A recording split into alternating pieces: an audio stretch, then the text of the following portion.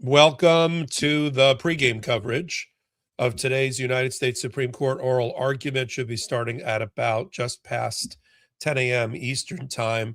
Yes, let's start first with yesterday, because we had back-to-back oral arguments here at the United States Supreme Court in a case called Watson versus the Republican National Committee. I was sort of hoping, although I did manage expectations, that mail-in balloting as we know it, meaning you can mail in your ballot and you get a grace period because the Postal Service sucks to get your ballot that you've already marked and signed and sworn that you've signed at or before the election. You have a grace period to get it in so that it's still counted. And 30 states led by Mississippi, hard to believe Mississippi is pro voting rights given its history. 30 states or so, especially with COVID, was like, Postal Service sucks. We'll give you 5 days or 3 days or 6 days, 5 business days to get it in, and we'll still count it. Now, these elections, frankly, don't turn on these late arriving mail-in ballots. But like you wouldn't know it from the way the Supreme Court, MAGA 6, were handling things. I thought maybe Amy Coney Barrett would slide over because she's like, well, if we're going to use 1845 congressional approach, what Congress thought in 1845 about elections, how are we even doing early voting? How are we even doing absentee voting? Elections in 1845 where you stood in line and you with a piece of paper and you slipped it into a box. And so I thought maybe that early voting, grace period voting, mail-in voting thing would catch on a little bit. But and I could be wrong, but if this looks to be like they're going to find that mail-in voting extensions of time or grace periods to get your ballot in, not to vote, but to get your ballot in, are going to be somehow violative of federal law. And we're not going to get that ruling until June. It'll go into effect, though, for the presidential election, not for the midterms, of course. I don't think for the midterms. I think maybe the presidential election. But I wanted to give you a brief update about yesterday because many of you were with us yesterday as well. All right, let me turn now to today's oral argument. It's rare that we have so many oral arguments back to back. The reason for it is we're coming to the end of the term. They're trying to shove in they're shoving in the last of the oral arguments. They end in April. The last orders are in June, mid-June or so, before they go away on summer vacation. And so we're seeing a few more oral arguments being scheduled here. This one is called Al Otro Lado, which in Spanish means the other side. It's a public interest group represented by our friends at the American Civil Liberties Union. In fact, Legal AF of the American Civil Liberties Union Immigration Project, I believe, is going to be arguing today. I've had Lee on before on the show, and I'll try to get him afterwards to talk about what he heard.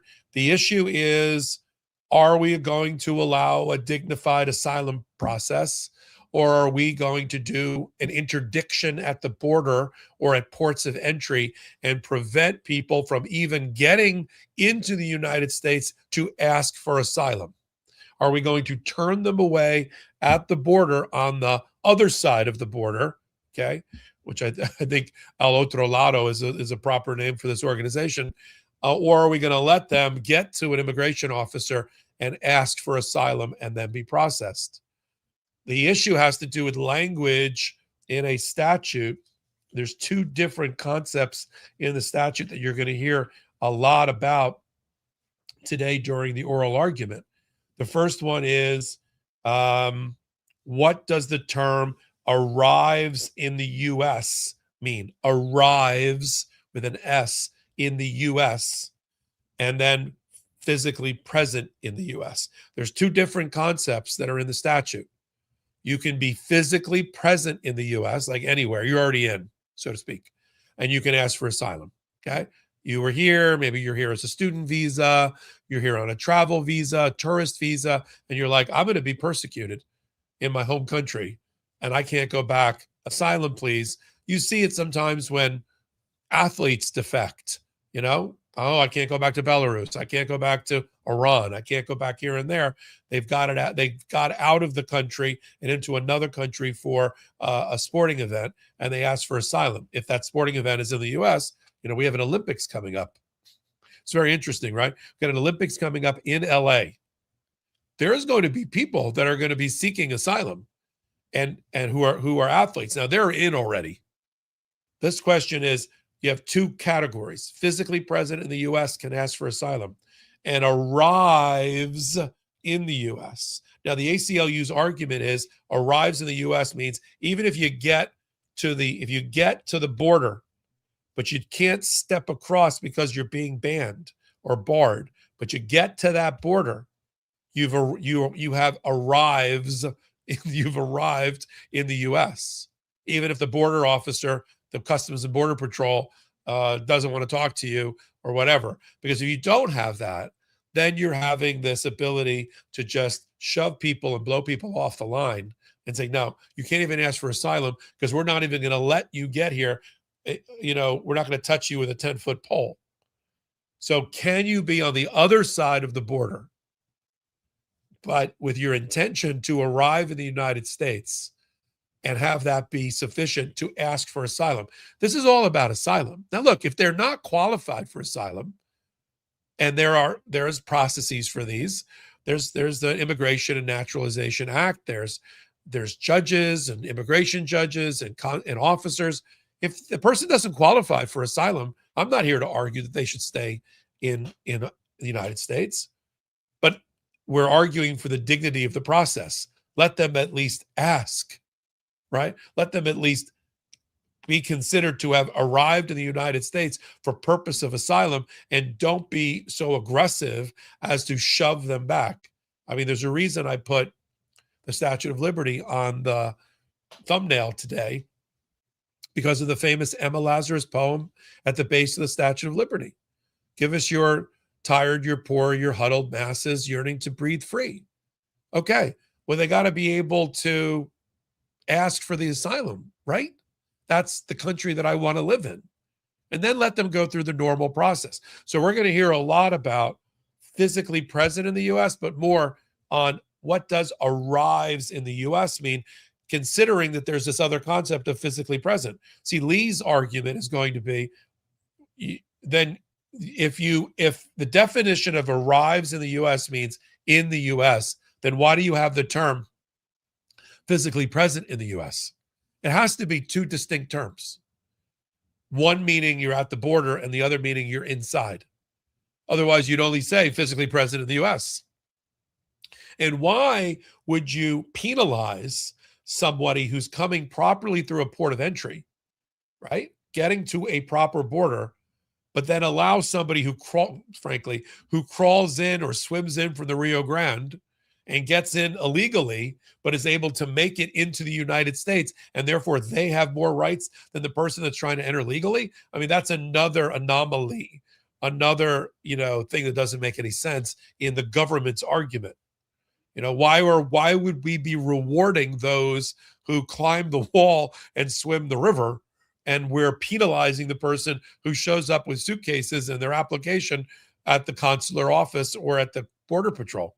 See, I think those are both very good arguments. It comes out of a Ninth Circuit Court of Appeals case that was 2-1, but in favor of the ACLU position, that arrives, according to the judge that wrote the decision, as used in the statute, means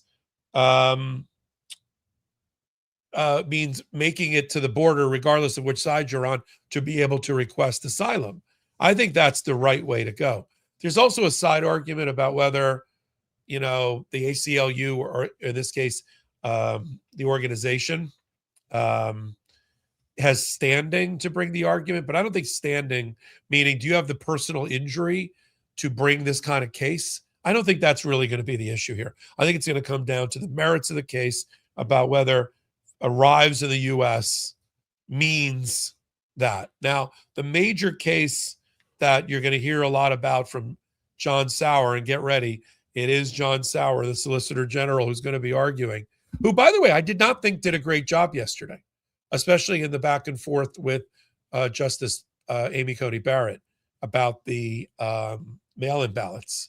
And I think John Sauer is sort of a one-trick pony that kind of grates on the Supreme Court justices. And the longer he talks, I think the worse he does, especially after a dozen oral arguments. But he's going to be relying on a case that I know pretty well called SALE, S-A-L-E, versus the Haitian Center.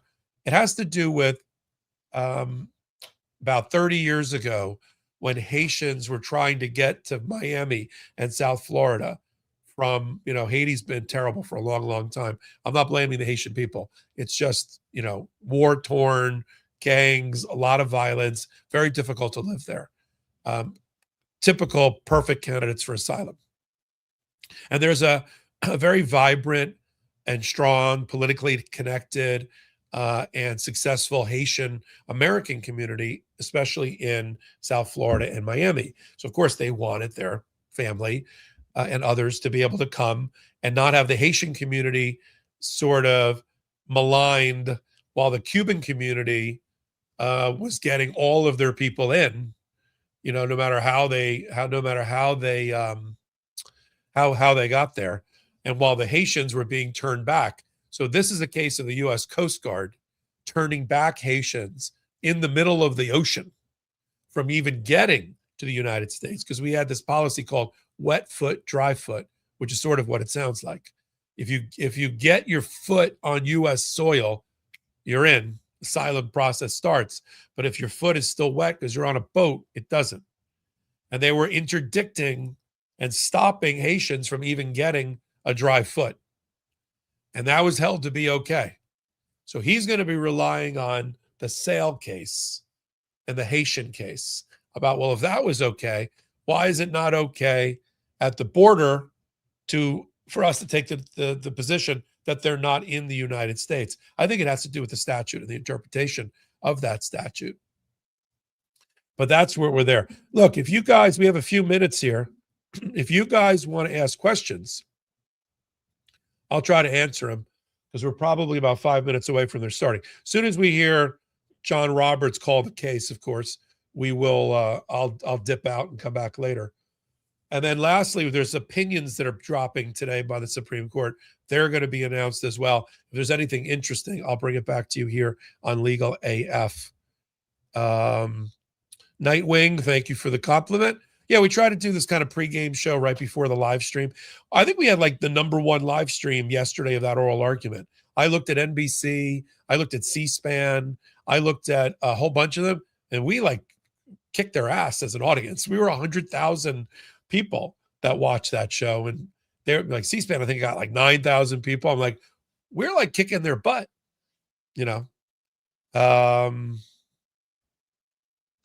Kathy Spirey says, I usually watch on Associated Press, but it's overrun with mega haters.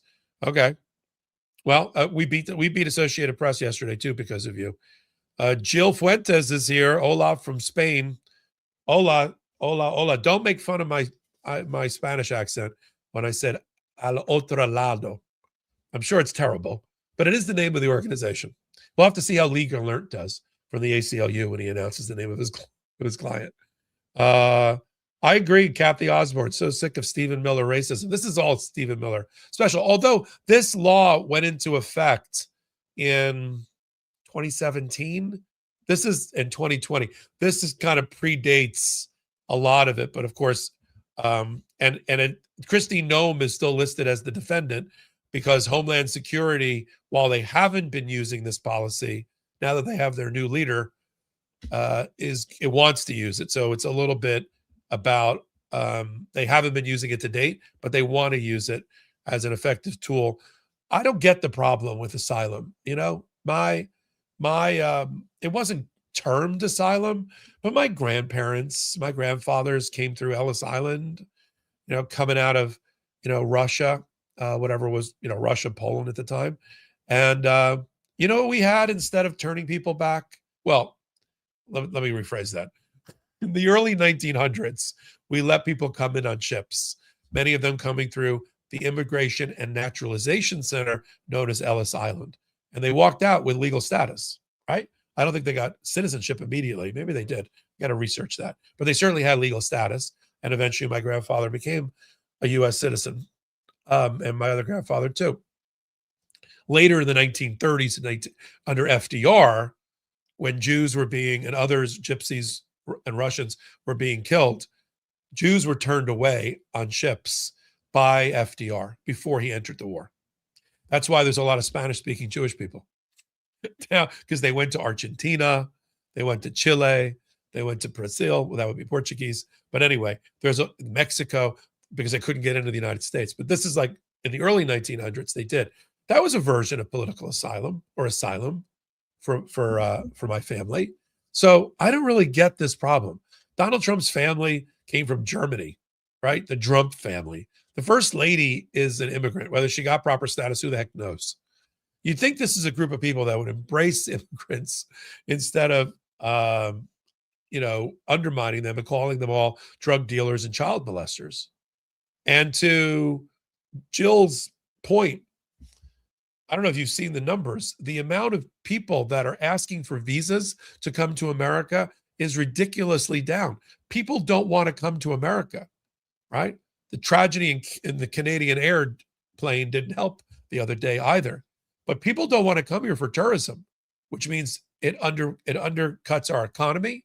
And people don't want to come here to work on work visas, which is the lifeblood of our economy, to have talented, dedicated, dignified, professional people, hardworking people. First this Here we go. In case We'll catch you at the end, everybody. Enjoy. Buddy Ayers Construction. Mr. Garr. Thank you, Mr. Chief Justice, and may it please the court. Judicial estoppel prevents a party from deliberately adopting inconsistent positions to gain an unfair advantage in litigation. Because the doctrine targets intentional inconsistencies, courts have resisted its application when a party's prior position is based on inadvertence or mistake. The narrow but important question in this case is how to determine when a party's position was inadvertent or intentional in the specific context where a debtor fails to update a form to reflect a new cause of action outside of bankruptcy. If the failure to update the form was simply a mistake, then there's no intentional inconsistency and no basis to invoke judicial estoppel. The Fifth Circuit applies what amounts to a conclusive presumption that a debtor's failure to disclose a cause of action and through updating a form is intentional as long as the debtor knew of the facts underlying the claim and had a potential financial motive to shield the asset, something which exists almost by definition in the case of any bankruptcy. That rule flouts the flexibility that equity ordinarily demands. It grants a windfall to alleged wrongdoers who have no connection to the bankruptcy, and it unfairly penalizes honest debtors by denying them redress for real wrongs. This court should reject the Fifth Circuit's rule and hold instead that courts must undertake a holistic analysis of all facts bearing on a debtor's intent before concluding that a debtor's failure to update a form represents an intentional position that no cause of action exists. Erasing a debtor's claim seeking redress for tortious or other illegal conduct, like petitioner's personal injury action here, imposes an enormous cost on individuals already facing hard times. There's no basis for taking that extreme step based on a conclusive presumption that may be entirely unfounded. I welcome the court's questions.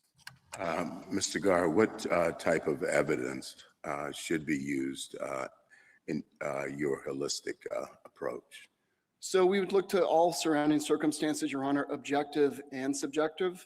It would include the debtor's own testimony typically, but that would just be one factor. You'd look at the sophistication of the debtor, when and the manner in which the debtor updated the form, whether the debtor told his attorney of the cause of action, whether creditors objected when a form was amended, the impact on creditors or others in the bankruptcy court's own findings. These are objective factors that courts have looked to and can be applied in determining a debtor's actual intent. One factor you haven't mentioned is, of course, the impact on the judiciary, the judicial reputation, some phrases that have traditionally been used here. All that you've been talking about is between the two parties to the the bankruptcy and the accident. Where does that factor in? I thought that was the primary basis for the whole doctrine of judicial estoppel. You don't want to put the courts in the position of acting on the basis of a counterfactual. That's not true. Absolutely, Your Honor. That's the backbone of judicial estoppel. This court and others have talked about playing fast and loose in the courts with the courts and protecting the integrity of the courts. And what this court recognized in New Hampshire is that where the integrity is impacted is where parties intentionally advance inconsistent positions in order to gain advantage in litigation. And to put the courts in the position of potentially adopting those inconsistent positions is what undermines the integrity of the courts. I thought it was more that they had proceeded on the basis of a particular, not assumption, but what was shown, and you don't want to put them in a position of having two different versions of reality and then proceeding on the basis of one or the other. So I think what the courts have described it as is the cold manipulation of the process, Your Honor, and that happens when an individual intentionally takes one position, secures an advantage by the adoption of that position, turns around in a different proceeding, adopts a different position, and tries to get a different advantage. If the individual didn't intentionally adopt that first position and corrects it, as happens in the scenario here, where a debtor is simply unaware, and as the amici former bankruptcy judges indicate, bankruptcy forms are very confusing. Even with the aid of counsel, many debtors simply just don't realize that a cause of action is an asset and forms have to be updated. In that situation, the debtor has made simply a mistake in failing to update the court as to the existence of the cause of action. And there, the debtor is not actually taking the position that there is no cause of action before the bankruptcy court. He simply failed because of his mistake to update a form. So there is no intentional inconsistency. There's no playing fast and loose with the courts. There's no cold manipulation of the judicial process, and there's no threat to the integrity of the court. And conversely, I mean, judicial estoppel is an extreme measure, and it's appropriate where there is a threat to the integrity of the court, but it involves wiping out a cause of action. And here you have a situation in which courts, without even engaging in a holistic determination as to the debtor's actual intent, whether the debtor simply made a mistake in failing to update a form, are wiping out a cause of action like Mr. Keithley's personal injury action here. The respondent's own driver admitted that his brakes failed and that his truck hit Mr. Keithley's, and that action has been wiped out based on a conclusive presumption that the Fifth Circuit applies, that simply because a debtor has a potential financial motive to mislead, a debtor's failure to update the bankruptcy court as to the existence of a cause of action is an intentional representation. Mr. Gar, can I interrupt you and ask you a question? This is an eerie question. This was a diversity suit, so why does the federal law, everyone's assumed that the Fifth Circuit's law of judicial estoppel applies. Is the Mississippi law different? And if not, why doesn't the Mississippi law control in the diversity suit under Erie? So I think, as I understand this court's decision in New Hampshire versus Maine, I mean, the judicial estoppel doctrine as embraced by this court is, you know, a federal law, a common law type rule inherent in the court's own authority to protect its proceedings. And so I think that that would be a federal baseline. I mean, state courts have applied it as well. I think here, no one has pointed to any difference in the proceedings. I gather that it's a matter of some dispute in other circuits, that courts have struggled with that question. And I don't want to resolve it here. I don't think we have to resolve it here, but I certainly wouldn't want anything we said here to resolve that question. I mean, I can see arguments on either side. I think what you're saying might be kind of a Bird versus Blue Ridge. The overriding federal interest overcomes whatever we might say about the outcome determinative prong of Erie. It just seems to me like that might be something, I just wanted to know your reaction about it because it might be something to avoid. So I think the court, you know, can and absolutely should reserve that question for a later day. Your Honor, I'm not aware of any inconsistency in state or federal courts in terms of recognizing that judicial estoppel doctrine wouldn't apply in the case of an honest mistake. You know, I think courts across the board have focused on, you know, what they call the cold manipulation of the courts and the judicial process. Okay, just one last question then. Speaking of just questions to avoid, do you see your argument is really kind of confined to how judicial estoppel plays out in the bankruptcy context in particular? Or Yes. do you see it, okay, why? Yes. Well, that's the situation, and this has arisen. I mean, it's unique in the important respect is typically when a judicial estoppel has applied in another context like New Hampshire versus Maine, you have a party that's affirmatively adopted two different positions. And there's no question what the party thinks his position is. Here in the bankruptcy context where a debtor has failed to update a form, the position is implied by the failure to update the form, but the debtor hasn't actually affirmatively said, I have no cause of action. Where judicial estoppel is invoked, there's a presumption in the Fifth Circuit that the debtor in fact made that representation. So that the context is different in important ways. In New Hampshire, this court in outlining general principles that typically apply recognize that additional considerations would be appropriate in specific factual contexts. So I think the context here is important. Also, in this context, you have individuals who very often are not particularly sophisticated. You have an environment, bankruptcy, where forms are complex. Again, the amici former bankruptcy judges here and themselves have talked about the complexity of the forms. They're confusing, even with the aid of counsel. And so I think that's the situation in particular, this context, where one would be wary about there was any position at all, or whether a debtor simply made an honest mistake in failing to update a form. Mr. Gar, I've been having trouble trying to fit in our New Hampshire principle to the bankruptcy context, where the bankruptcy, it has not terminated. Meaning in a situation like this one, where the bankruptcy is still ongoing, because logically and otherwise, it should be the bankruptcy court that decides whether to impose a penalty. Because doing away with the personal injury suit deprives the creditors of a potential source of income for the bankruptcy. In an ongoing bankruptcy, that's a draconian effect on the creditors that the second court would be imposing. So I'm not sure how equitable estoppel really can play out on the principles set forth in New Hampshire.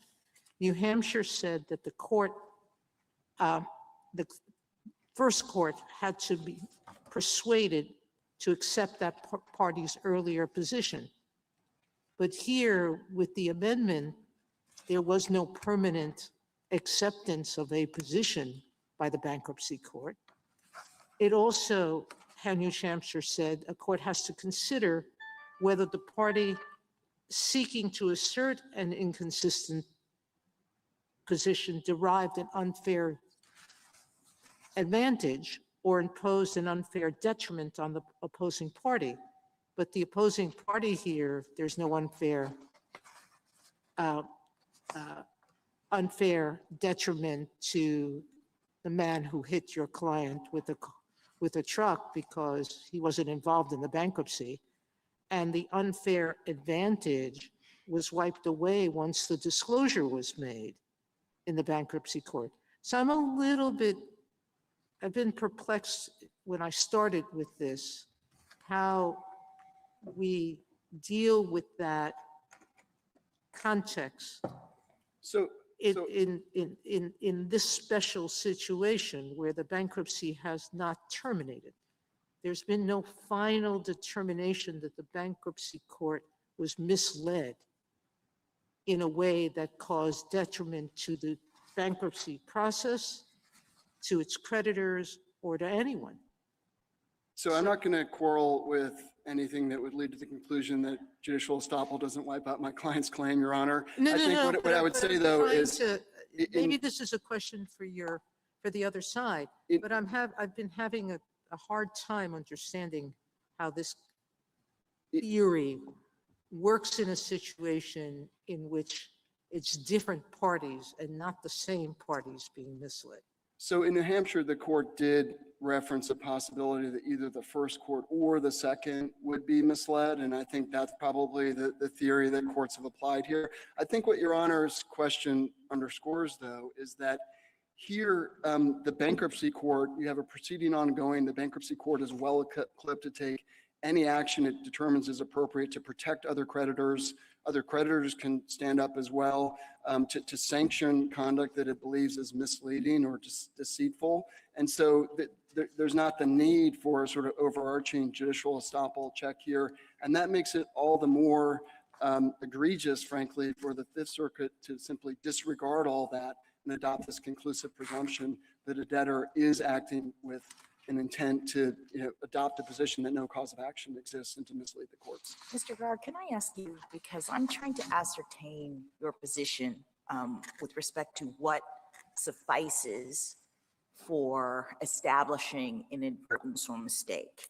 You've talked about intentional omissions as they relate to misleading the courts, but you can imagine a world, I think, in which the debtor might have an intent to omit, perhaps to mislead someone else.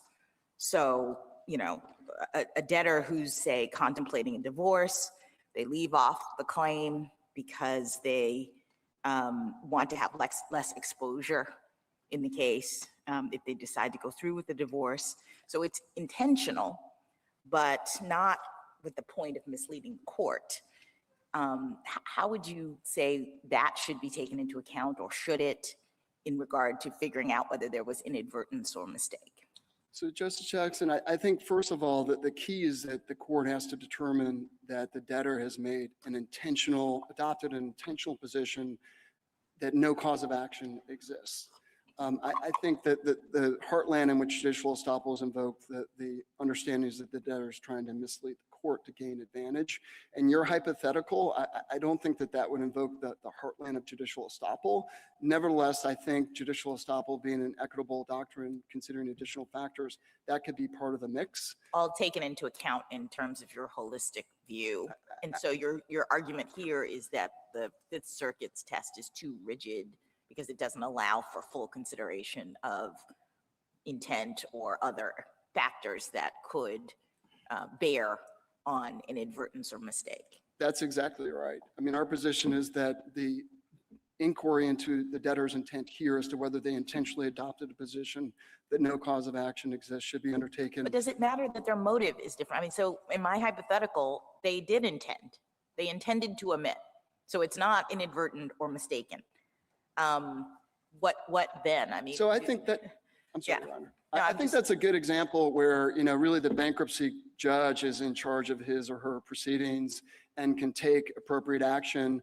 In that situation, no doubt the judge would think it's improper and perhaps warrant sanction that the debtor is attempting to hide his assets from his spouse or others, and so sanctions might be warranted. I don't think that that's the typical fact pattern in which judicial estoppel is warranted, but I think what distinguishes this case is there's just no determination that the debtor here actually intended to hide anything from the court. Mr. Gar, on that, just to follow up on it, why is intent to mislead the court essential? I struggle to find that in New Hampshire.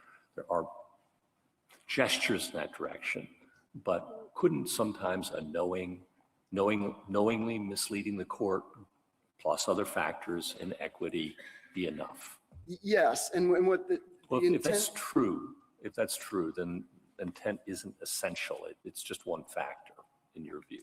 So I agree that it's right? one factor, but the intent that matters, Your Honor, is the intent to adopt inconsistent Consistent positions. No, I get that, but not necessarily an intent to mislead the court.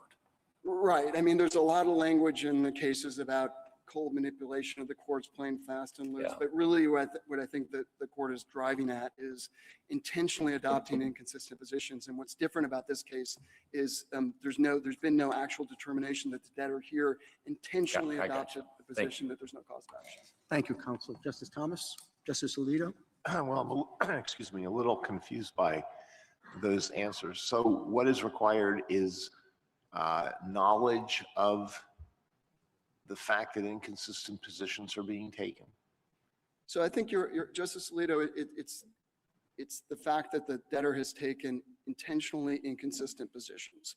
So in the bankruptcy context, By failing to update the form, a determination would be made that the debtor in fact intended to adopt the position that no cause of action exists, as opposed to simply making a mistake in failing to update a form. And when the debtor then goes to a separate court and advances this cause of action, he's taking the separate position that the cause of action exists, and that would be intentionally inconsistent. But that intentional inconsistency doesn't arise where a debtor simply makes a mistake in failing to update a form. And in that situation, the debtor isn't adopting any position that he has no cause of action. He's simply making an honest mistake. And that's so. I'm not sure I understand the distinction in this context, but I'll leave it at that. Does the record show why the bankruptcy attorney did not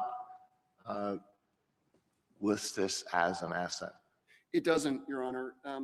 The bankruptcy attorney did, in his sworn declaration in the record here, say that my client informed him of it, but it doesn't explain why he didn't advise the court. I mean, that's something that potentially could come out in a holistic inquiry. But I think here what matters is the debtor's intent in terms of whether or not the debtor was attempting to hide. Well, do you think that the client in a judicial estoppel situation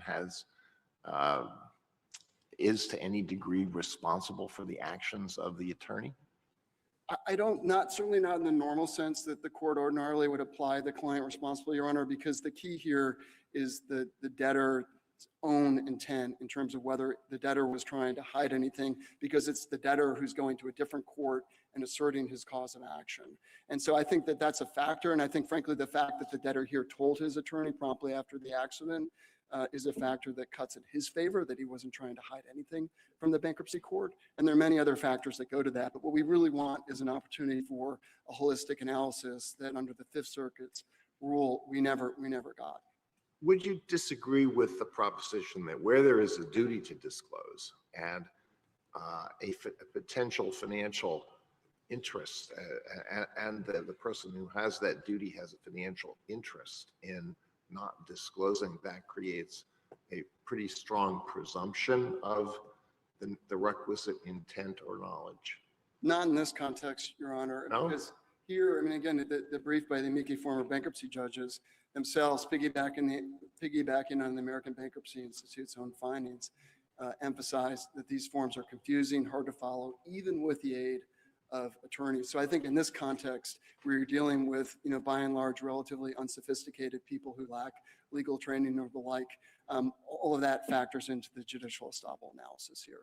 There are factors here that seem perhaps confined to the bankruptcy situation and to the way in which proceedings are often conducted in bankruptcy court, which I think are not always, it's not always a forum in which scrupulous very meticulous compliance with all the rules apply. But I don't quite understand why the bankruptcy attorney didn't disclose. I don't quite understand why the creditors here had no interest, apparently, in having this as an asset of the estate. Well, the creditors Can you explain what's going on? Is it just because this is Chapter 13 and it's not? It's just handled in a rather informal way. So, Your Honor, I mean, that's part of it. I mean, here the creditors were paid 100% on the plan and ultimately were paid off. I mean, if any creditor had any concern about the payments on the plan or how this asset would have affected the estate, they could have taken action in the nearly 1 year between the time when Mr. Keithley advised the court of the cause of action and before his bankruptcy was completed. And all of that would be part of the mix here, the fact that no creditors even complained. There's a debate in the law as to whether or not there was any interest available here. I mean, again, as the amici former bankruptcy judges explained, we don't think interest was available here. So the creditors were getting and did get everything they were entitled to in the bankruptcy. Justice Sotomayor? I don't know how much this personal injury lawsuit would garner, but the choice for the creditors was an unknown sum of recovery, some of which would have been paid to medical injuries and to supplement lost income versus the security of having full payment, correct? That's correct, Your Honor. And having the bankruptcy last forever without full payment. That's correct. And creditors are uniquely situated to protect their own interests. If they thought anything wrong had happened or there was they had a stake in the cause of action, they would have acted here. No creditor objected.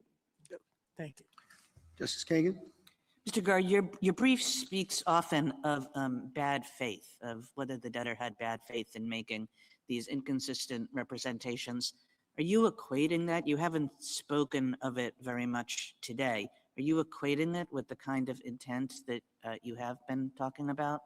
Yes, I mean, the courts refer to bad faith here in cases from here and there. I mean, we're not suggesting that this is an inquiry into whether there was an intent to defraud the court or anything like that. I think what the doctrine looks to is the intentional inconsistency, and where a litigant makes an intentional inconsistency to gain an unfair advantage through the courts. This court recognized in New Hampshire that undermines the integrity of the court, and that is sort of consistent with an intent to mislead the court often. But we're not suggesting that a finding of actual bad faith is necessary or part of the analysis. But are you suggesting that this finding of intentional misrepresentation is necessary? This goes to Justice Gorsuch's question again, and also to the Chief Justice's when he opened, but he said, in the end, judicial estoppel is about the integrity of the courts. And aren't there circumstances in which, even though you couldn't find that kind of intentionality on the part of the debtor or the part of somebody else making the representations, still the integrity of the courts is on the line? So I don't think the court has to rule that out. I mean, I think the courts, just as frequently talk about how judicial estoppel doesn't apply in the case of inadvertence or mistake. And we think in that situation where a party, because of a mistake, hasn't intentionally adopted a particular position, that there is not the same kind of threat to the judiciary. But this court doesn't need to say here that judicial estoppel is never appropriate in any situation in which a party makes a mistake. I mean, we think it's an important factor. The court recognized it in New Hampshire. Other courts have universally recognized it, and it's particularly important and applicable in this unique context. Thank you. Justice Gorsuch? Very briefly, Mr. Gar. I take your point that you don't need to have an intention to mislead the court. You say, though, an intention to pursue inconsistent positions is required. I just don't see that in New Hampshire either. I see you have to take inconsistent positions, but I'm not sure I see that you have to intentionally do so. Am I missing something there? So I think in New Hampshire on page 750, it talked about prohibiting parties from deliberately changing positions according to the exigencies. I mean, the court cited lower court cases like Scarano, which talked about. It does cite lower court cases, but when it actually lists the factors, it just says inconsistent positions and deriving an unfair advantage from them on page 750. But then I think that, I'm sorry, Your Honor. No, go ahead, please. But then I think when the court later, in applying the factors, says that courts have resisted application in the instance of mistake. Yes, inadvertence and mistake. That we know to be true. That New Hampshire definitely does say. Right. And I guess that leads me to this. Judicial estoppel is kind of an off branch of equitable estoppel and is a relatively new invention dating to, well, dates to the mid-19th century. For law, I guess that's new sometimes. And we have exactly one opinion on the subject, New Hampshire, that's it. We haven't developed a law very much yet. And I wonder whether you would be content with the following ruling, and if not, why not? We've said inadvertence and mistake is not a basis for judicial estoppel. The Fifth Circuit glossed that rule with one of its own, a bright line rule that it's never inadvertence and mistake when there's a knowing omission and there's a motive. Would it be enough to simply say, we don't need a further gloss on inadvertence and mistake. This is an equitable doctrine. Go back and do it again, looking at what we've said. So that would be an improvement, Your Honor, but I think that what the court needs, what the Fifth Circuit needs guidance on is that you really have to take this holistic analysis in terms of whether or not there was a mistake. Yes, no, I'm giving you that. Right. I'm just simply saying their bright line rule on what does and does not qualify as inadvertence and mistake is not what we said in New Hampshire. Go back and try again. maybe applying state law, maybe taking cognizance of the bankruptcy context, all of these kinds of additional concerns, but a very short and succinct opinion saying, look at New Hampshire. So I think that that would be fine. Obviously, the devil's in the details, Your Honor, but I think what's critical there I don't is think that there would be many details. that the upshot would be is that in this instance, if the courts conclude that a debtor's failure to update the form was simply an honest mistake, that it would be inappropriate to apply judicial estoppel. And It's that's inadvertent the or basis. mistaken. Yeah. Yes. Okay, honest mistake. Okay, thank you. Justice Kavanaugh? Is there any difference between a knowing inconsistency and an intentional inconsistency? I'm not sure about your answer to that. I don't think so, Your Honor, but the point that's critical here is that the court has to determine that when the debtor failed to update his form, he was knowingly or intentionally adopting the position that no cause of action exists. And So instead of, no daylight, just making sure. well, I mean, look, in the law, there probably is difference Well, in between this, I knowing, know in the willingness, law, intentional. in this context, is there any daylight between a knowing inconsistency and an intentional inconsistency as you see it? As a practical matter, I don't think there is. I will say that the courts have talked about intentional inconsistency. I mean, that's the language this court piggybacked on. Well, I from think lower that court creates cases. confusion, as Justice Gorsuch was Yeah. talking about. So I mean, I think the intent language is well taken. I mean, if this court believes that the knowing language is more suited to the doctrine, I mean, I think that would lead to the same conclusion here, and that's what we're up here fighting for. Thank you. Thank you, Your Honor. Justice Barrett? Justice Jackson?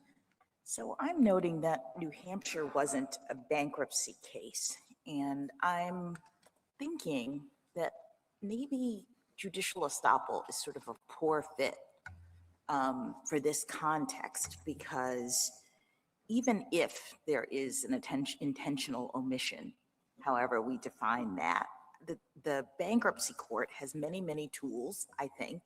This is sort of what Justice Sotomayor was alluding to solve that problem when it comes to its attention, and to prevent the estate from getting this additional asset seems to harm the creditors in ways that I don't think are consistent with the way we understand bankruptcy. So, I mean, in addition to Justice Gorsuch's solution, I suppose one thing could be to think about whether judicial estoppel is really the right remedy here.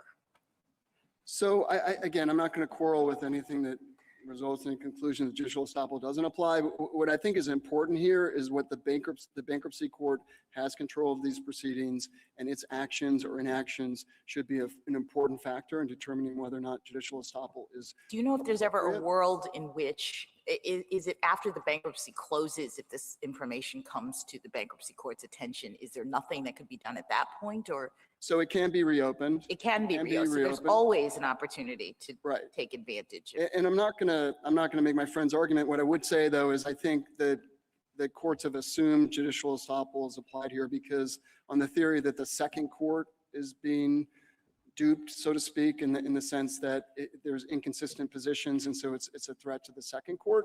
But I think Your Honor's point is exactly right, that the bankruptcy context is unique and that there's an important role for the bankruptcy courts. And the second a lot of court's this can be resolved. proceedings are sort of completely independent, right? I mean, Yes. they're arising out of facts that have nothing to do with the bankruptcy. Exactly, and that underscores the windfall that the defendant is getting. The defendant in the second proceeding has no connection to the bankruptcy, and yet the defendant walks away scot-free. Thank you. And that's not equitable in any sense. Thank you, counsel. Thank you, Your Honor.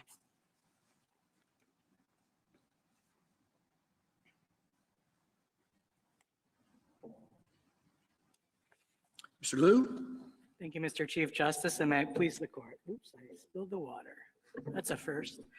Judicial estoppel should apply only if the balance of equities supports it. In New Hampshire versus Maine, this court described factors relevant to that balance. Those factors include whether a party derived an unfair advantage from the prior position, whether that position was the product of inadvertence, and whether judicial estoppel is consistent with broader public interests. Here, the Fifth Circuit made two errors. One is the error petitioner has focused on this morning. The Fifth Circuit reduced inadvertence to just two considerations, thereby failing to consider the totality of the relevant evidence, including evidence that petitioner reasonably believed that he had no duty to disclose his tort claim while a damages award was still a long ways off. But the other error is, in our view, even more fundamental. The Fifth Circuit effectively reduced the entire balance of equities to a single factor, inadvertence, thereby ignoring the interests of innocent creditors and the bankruptcy court's ability to undo any unfair advantage. Therefore, the decision below should be vacated and the case remanded. I welcome the court's questions.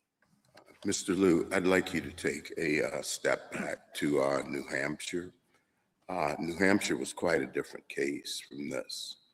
New Hampshire involved litigation between Maine and New Hampshire over the boundaries. In two earlier cases, New Hampshire had accepted that the middle of the river was the boundary. And in the subsequent litigation, it changed and argued that the boundary was to the Maine shore. And what the court said, in Justice Ginsburg's opinion, was that you could not, to your advantage, change positions like that, and hence judicial estoppel. How does that fact pattern allow us to decide this case based on New Hampshire? Well, you're right that the specific context of New Hampshire is far different from a bankruptcy case, whereas some justices have already mentioned the two proceedings, the bankruptcy case. Well, I'm not as interested in the bankruptcy case. I'm interested in the fact that the litigation was between the same parties, between New Hampshire and Maine. Here, that you do not have that mutuality. That's right. And I think what this points up is that for judicial estoppel to apply, the balance of equities has to support it. And in New Hampshire versus Maine, I think it was important to the balance of equities that you had two co-equal sovereigns that had been involved in the same litigation many years prior. That's part of the balance of equities. Our submission here is a court shouldn't blind itself to the balance of equities in this context either. I think what New Hampshire versus Maine teaches is there are two kind of essential elements of judicial estoppel. Those are the first two factors. You gotta have inconsistent statements, and you gotta have the first statement relied upon by the court. But beyond that, and this is on pages 750 to 756 of the court's opinion, it's a balance of equities analysis. You look to see if one party derived an unfair advantage. You look to see if the prior position was the product of inadvertence. You look at the broader public interest, including the fact that these were two co-equal sovereigns that were involved in the same case earlier. And you ask, after considering the entire balance of equities, whether judicial estoppel is appropriate. I think what's really wrong about the Fifth Circuit's decision in this case is if you look at PEDAP 9A, it reduced that entire balance to just one factor, which is inadvertence. And then beyond that, compounding that error, it turned inadvertence into just two considerations: knowledge of the facts and potential motive, which is not a totality analysis of even the one factor the Fifth Circuit thought it should consider. Mr. Liu, I guess I'm not sure I understand how what you're saying right now fits with this footnote that you wrote. This is page 24 in your brief, footnote 2, where you say we shouldn't talk about whether inadvertence always precludes judicial estoppel. And I hear you saying now, we should talk about that. We should say inadvertence is just one factor. It doesn't always preclude judicial estoppel. Am I wrong about that there's a shift here? I wouldn't say it's a shift in this sense. And I think there are two analytical things at issue. One question is what goes on the balance? And we think that is an important question the court should address. What goes on the balance is not just inadvertence, but also unfair advantage, other interests, et cetera. That's all what goes on the balance. I think there is a separate analytical question about how those various factors relate to each other. And what we mean by footnote 2 is this court doesn't need to decide whether one factor, if it exists, is necessarily going to trump the other factors. We think it's enough for this court to basically reiterate what it said in New Hampshire versus Maine, which is the balance of equities isn't just one factor, it's all these factors. The court said it was non-exhaustive. But do you agree with this, that even if you had all the intent in the world, it doesn't necessarily get you judicial estoppel? And conversely, even if there was complete inadvertence, it doesn't necessarily preclude judicial estoppel? That is the government's position. I think that's that second bucket of analysis. The court doesn't need to go that far. I think the court can just say, look, if you're a lower court, you should be looking at all the factors. It may well be that one factor turns out to be dispositive after you've seen a bunch of cases. Maybe you can reach that conclusion. But at this part of the analysis, you should at least have in full view all the relevant factors. And is the idea behind this that everything needs to be filtered through the principal purpose of judicial estoppel, which is protecting the integrity of the courts, and that this question of intentionality may coincide with that principal purpose, but in certain cases may not? Correct. We think certainly when a party has deliberately taken a prior position, as opposed to having taken it by inadvertence, it certainly heightens the impression that I think judicial estoppel is trying to avoid. And that impression is the impression that courts are just arbitrarily giving a party whatever it says it wants. But conversely, there may be cases where the first party gets a tremendous advantage, even though it took that position inadvertently, and it doesn't make sense. It just wouldn't be fair to allow that party to obtain a further advantage in the second proceeding. Mr. Liu, I take your point that inadvertence and mistake may not automatically defeat judicial estoppel. But I'm also not sure we need to get into what all the factors are, or even talk about a holistic analysis, given, as Justice Thomas pointed out, New Hampshire was, really could have been an equitable estoppel case, forget about judicial estoppel. And the bankruptcy context is different, and we have an Erie problem and all these. Why not just simply say the factor of inadvertence and mistake, whatever it means, doesn't mean what the Fifth Circuit said it meant. That is a sufficient ground for vacating and remanding. And you have no problem with it? We have no problem with that. We just wanted the court to be aware when it's considering the scope of inadvertence that it may not be the be-all end-all of the analysis, that you might not necessarily hang everything in the case on whether it's inadvertent or not. We don't even need to take a view on that, it seems to me. Maybe some future case there'd be a reason to make it a bright line rule, maybe not, as you say. We don't have to take a position in this case on that, do we? That's right. And really our submission is you don't need to move the lines you drew in New Hampshire versus Maine an inch. New Hampshire versus Maine said inadvertence, it may be appropriate to resist the application of judicial estoppel if the party's prior position was the product of inadvertence. We're happy with that statement of what the law is. Thank you. We dispute the way inadvertence was defined here. Well, I mean, New Hampshire against Maine, it's featured prominently because it's the only thing. I wonder if saying anything about it, I mean, it's two sovereign states against each other and the boundaries. You know, I'm not sure that we should try to bring it into play any more than is necessary. I don't really quibble with that at all. I read New Hampshire versus Maine as setting forth pretty high level principles. I mean, the principles I understand that decision to set forth are the balance of equities matters, and the list of equities is kind of non-exhaustive, and inadvertence may be one of those factors. I think at that level, there's nothing wrong with taking those principles and articulating them here. I agree, once you get into how those principles cash out, you may not be in a situation where New Hampshire versus Maine really speaks to that. Thank you, counsel.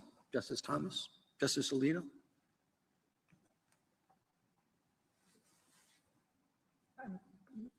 I know I will have a chance to speak to Justice Gorsuch later, but you answered him. I look forward to it. I don't know what you think simply saying they were wrong about inadvertence would get us. Because you came up here and said there were two fundamental errors, and that, and I thought in describing the errors, both times you said the court failed to take into account totality of the circumstances. So it wasn't just merely their failure to address inadvertence properly. They failed to do the holistic evaluation of what was the prejudice to the parties from that inadvertence, even if it was deliberate.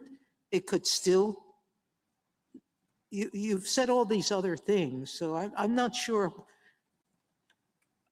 Well, we would certainly be more satisfied with an opinion that went further and said inadvertence is not the only factor. We think that just follows pretty directly from New Hampshire versus Maine. To give one stark example, I mean, New Hampshire versus. No, but why did you say yes to an opinion that basically brings us back here?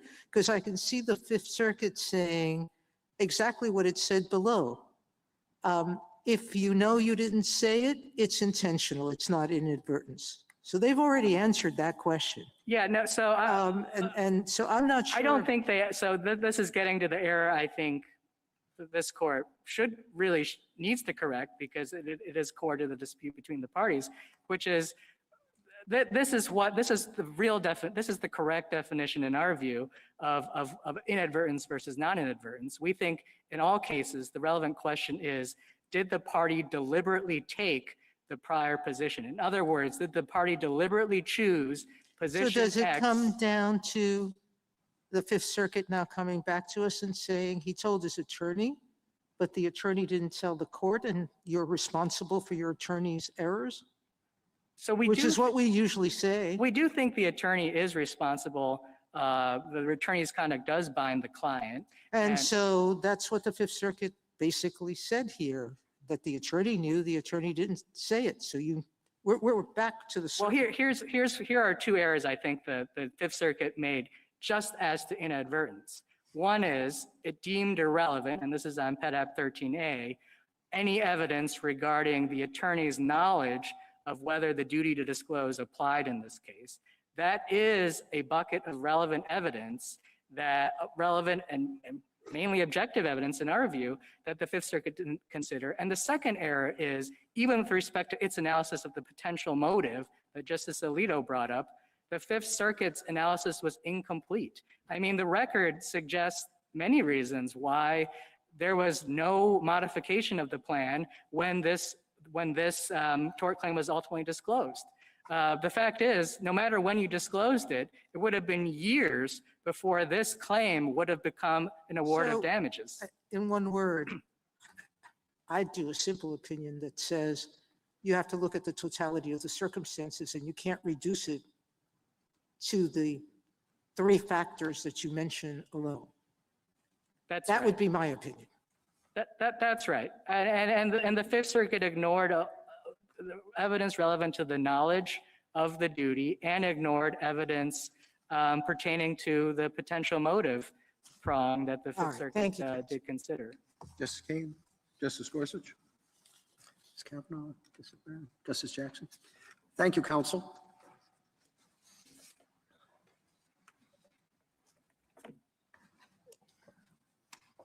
Mr. Jay? Mr. Chief Justice, and may it please the court. The question the court agreed to decide in this case is not about whether there was a clear inconsistency between the representations, but about whether proof of bad faith is required before judicial estoppel can apply, and the answer should be no.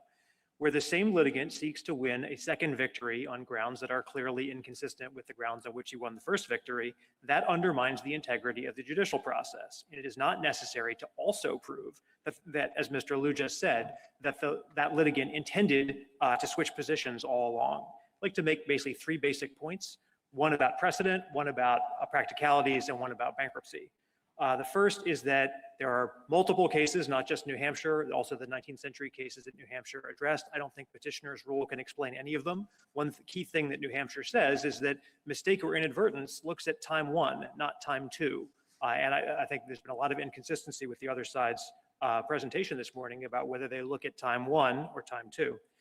Second, in practice, as the district court noted, basically every litigant facing judicial estoppel claims his original position was a mistake. Under the other side's rule, just a declaration claiming a lack of legal understanding or that the attorney gave bad advice would be enough for a trial.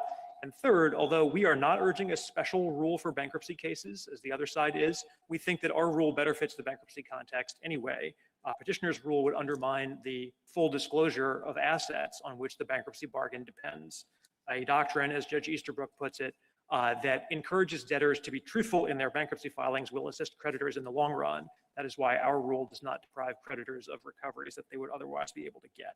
District courts might well exercise their discretion at the margin in favor of less culpable litigants, but there's no reason to make bad faith a prerequisite. I welcome the court's questions. Is there any difference between your rule and the Fifth Circuit's rule? Not in practice, and certainly not in this case. The one, if I were writing the rule for all circumstances, I would say that the question of benefit, which the Fifth Circuit describes as part of the inadvertence or mistake inquiry, I think New Hampshire would put that earlier in the analysis. And the core, New Hampshire's core three factors are clear inconsistency, accepted by the tribunal, and getting some benefit that would be inequitable for you to keep. And I think that we would put the sort of the financial aspect of the benefit that the litigant gains from the bankruptcy in that bucket instead. I don't think that's an analytical point. I don't think it makes any difference in this case. So we certainly agree with the Fifth Circuit that the question is not whether the litigant himself got bad legal advice or was subjectively aware of the legal duty as opposed to the facts. New Hampshire also considered the detriment to the party before the court in the subsequent litigation. What is the detriment to your client? So in New Hampshire, the court said or, in other words, that it said either benefit to the party that took the position or detriment to the adversary. And I think New Hampshire is unusual, and your question to my friend earlier about mutuality gets to this. It is actually unusual for judicial estoppel to be to come up in second piece of litigation before involving the same parties, precisely because if it's the same party, they're well positioned to call the person out for switching positions. In the Philadelphia Wilmington Railroad case that New Hampshire discussed, it's been settled since the 1850s that this is primarily a doctrine about defending the court's integrity, and for that reason, mutuality is not required. How would you respond to petitioner's argument that this is a windfall for your client? I think it's just the same point, that the way in which courts' integrity is preserved through the use of this doctrine is that the litigant against whom the inconsistent representation is being made points it out to the court. And so in that sense, because mutuality isn't required, it is that litigant standing in for the court and pointing out that the court is about to be misled by the common litigant who took the clearly inconsistent position in the prior action. So I understand the windfall point, but I think that's just, you might say the same thing about res judicata collateral estoppel, that the system cares more about locking down the first determination and preventing it from being relitigated rather than saying, well, the correct answer would be to side against the second litigant rather than the first. But it's not really just relitigation. It's a new person jumping onto the scene. It just seems, in terms of the court's integrity, it does seem a little much that the one person who's getting off is the one whose truck hit the other guy, right? I mean, it's a lot easier to explain why that's a bad result than simply the idea that, oh, there was something else that went on that the court didn't know about, and now you're going to change the natural sense of the propriety of the result by saying the one person who we know inflicted harm, according to the allegations, of course, gets off scot-free. So I think that's a consequence, Your Honor, of the fact that if this comes up, it comes up at a time when it's too late to reopen the first proceeding. And this goes to a question that Justice Sotomayor asked, that one of the elements of judicial estoppel is that the first proceeding has already resulted in some benefit to the common litigant. And so every court of appeals that has applied New Hampshire to the bankruptcy context has agreed with the basic proposition in this case, although I think it's one that Mr. Garr seems to be disagreeing with, that a representation to the bankruptcy court that there is no cause of action is inconsistent with asserting in a subsequent action that there is a cause of action, just like asserting ownership of a piece of property or a different legal interest. Asserting that you don't own that property in one action is inconsistent with trying to invoke the ownership right in a second Yes, action. it's inconsistent, but what is the advantage that is gained from that in this situation? So the advantage in a bankruptcy in which the debtor has an incentive to minimize assets is the ability to convince the bankruptcy court that, so this is a Chapter 13 case, that taking this as an example, that a Chapter 13 would be just as much in the creditor's interest as a Chapter 7, which is always the... I understand, but the bankruptcy court could convert the proceeding if that information is brought to their attention. The creditors apparently in this case, for whatever reason, said, we don't care. I don't understand what the advantage is that is being apparently at the heart of your concern that judicial integrity is threatened or something in this situation. The advantage that a litigant gets is convincing the bankruptcy court to confirm the Chapter 13 plan. Not a litigant, this litigant. In other words, in these circumstances, Oh, sure. because as others have pointed out, we're talking about a totality of the circumstances, equitable assessment of whether judicial estoppel should be applied. Right, and if you want me to talk about the facts of this case, so in this case, at the time that the debtor had the cause of action, the debtor also fell behind on payments and had to submit additional amendments to or modifications to the Chapter 13 plan. And the trustee initially objected to the first of those amendments and said, this amended plan doesn't leave unsecured creditors as well off as a Chapter 7. And once the information was brought to their attention, no one sought interest, no one thought the plan should change in any way. So respectfully, Your Honor, look, that's a distinct point, and I'm happy to address that because this was brought to the bankruptcy court's attention such as it was. And if you look at page 203, you'll see that the debtors didn't actually disclose any valuation for this claim. They didn't change the sum total of their assets at all. They just listed, they mentioned the claim and said unknown. This, of course, was well into the payment plan. It's after the new confirmation had been granted. And at that point, I think it's not surprising that creditors who were receiving this stream of payments and weren't really told anything about this cause of action didn't affirmatively seek reopening of the I guess bankruptcy. my question is it fair to just assume or presume that by not having this information, an advantage has been obtained such that it makes sense and is equitable to preclude the debtor from accessing or having this asset, which could, in some situations, actually go into the estate and be a part of the entire bankruptcy? It just seems very harsh.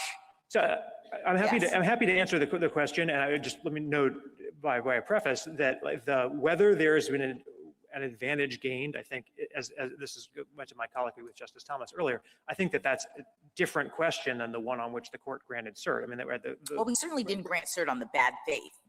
You said that at your original statement, and I took issue with it. The question the court granted cert on, you said, was whether proof of bad faith is required. Right. If we look at the actual question presented, it's whether the Fifth Circuit's formulation, which is requiring potential motive for disclosure, was correct. Right, but if you look at the last sentence of the question presented, right, it says that the reason that the Fifth Circuit is wrong is that it doesn't require proof of bad faith, and that is the fundamental submission that we're making to the court, that inadvertence or mistake, as an exception to the judicial estoppel doctrine, does not connote proof of bad faith. I mean, Mr. J, if we're talking about protecting the integrity of the courts, I just want to clarify a factual point. Am I correct that the bankruptcy court declined to sanction? No party asked for sanctions, Your Honor. So The that bankruptcy court knew because this was brought, let's see, it's my understanding that the bankruptcy court knew about this because he ultimately did go back to the bankruptcy court and make the court aware. Am I right about that? There's an amended schedule that, as I was saying to Justice Jackson, doesn't disclose the amounts, but states that there is a claim, for the first time, that there is a claim in the answer to question 33 on the schedule. That's Maybe after the confirmation. And maybe this goes to Justice Sotomayor's point and Justice Jackson's point to your friend on the other side. Why isn't the bankruptcy in this context, why wouldn't we expect the bankruptcy court to be the one to police this? I think that no one asked the bankruptcy court to take any action, and it may well be that, as I was saying to Justice Jackson, that the creditors concluded that this late in the payment plan, it wasn't worth the candle to do so. And the bankruptcy court, and this to the point that Justice Jackson asked my friend about, the bankruptcy court may have tools that it can use in bankruptcy, in the sense of denying a discharge or denying access to Chapter 13 and forcing the case to be converted to Chapter 7, or even referring to criminal prosecution. But all of those things go to the bankruptcy itself rather than to the consistency of the representations between the bankruptcy and a subsequent proceeding. If we might zoom out just for a second, judicial estoppel is an off-branch of equitable estoppel.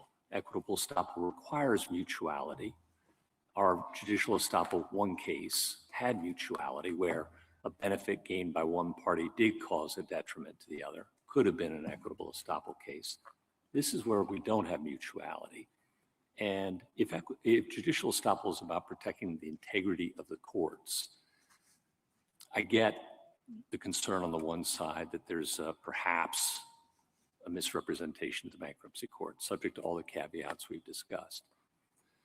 But the courts also have a duty, and they're open to claims of personal injury.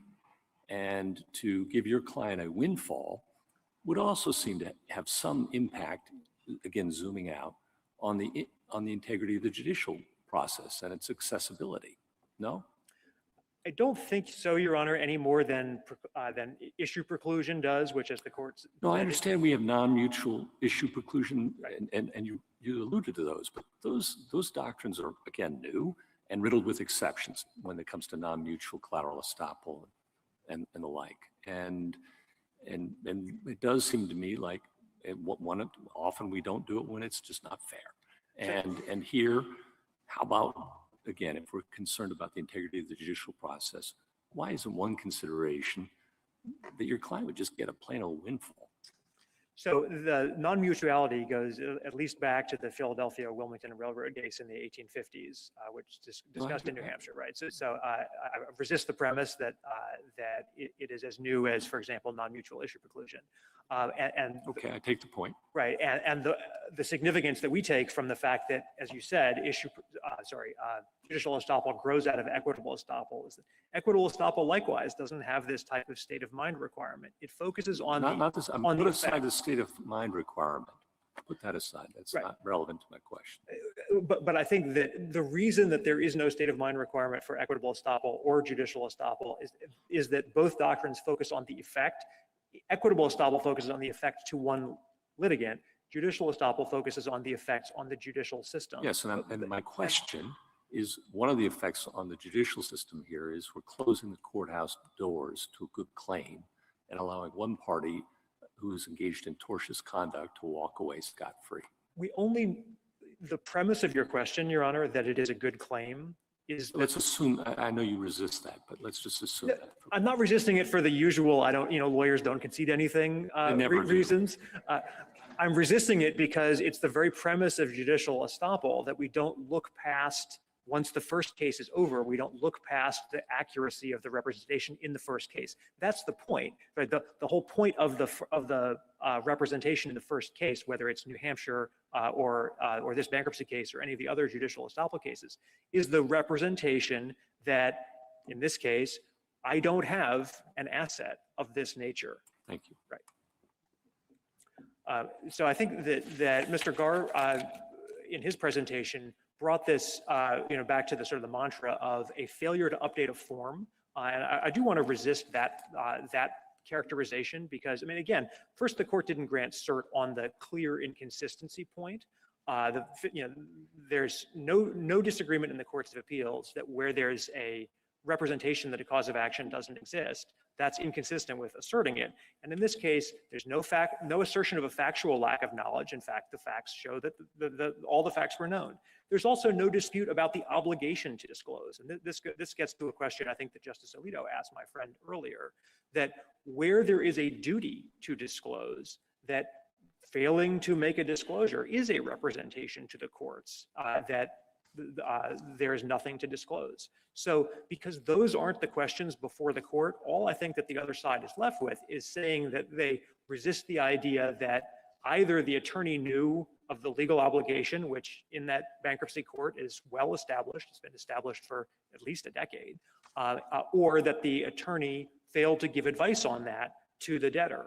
And on tying together all the questions about what you might say in an opinion, we would urge you to say in an opinion that that attorneys' representations matter, that a litigant can't escape judicial estoppel by saying, although my attorney made this representation to the court in the first action, that's a mistake because I didn't understand the consequences of the choice that my attorney was making.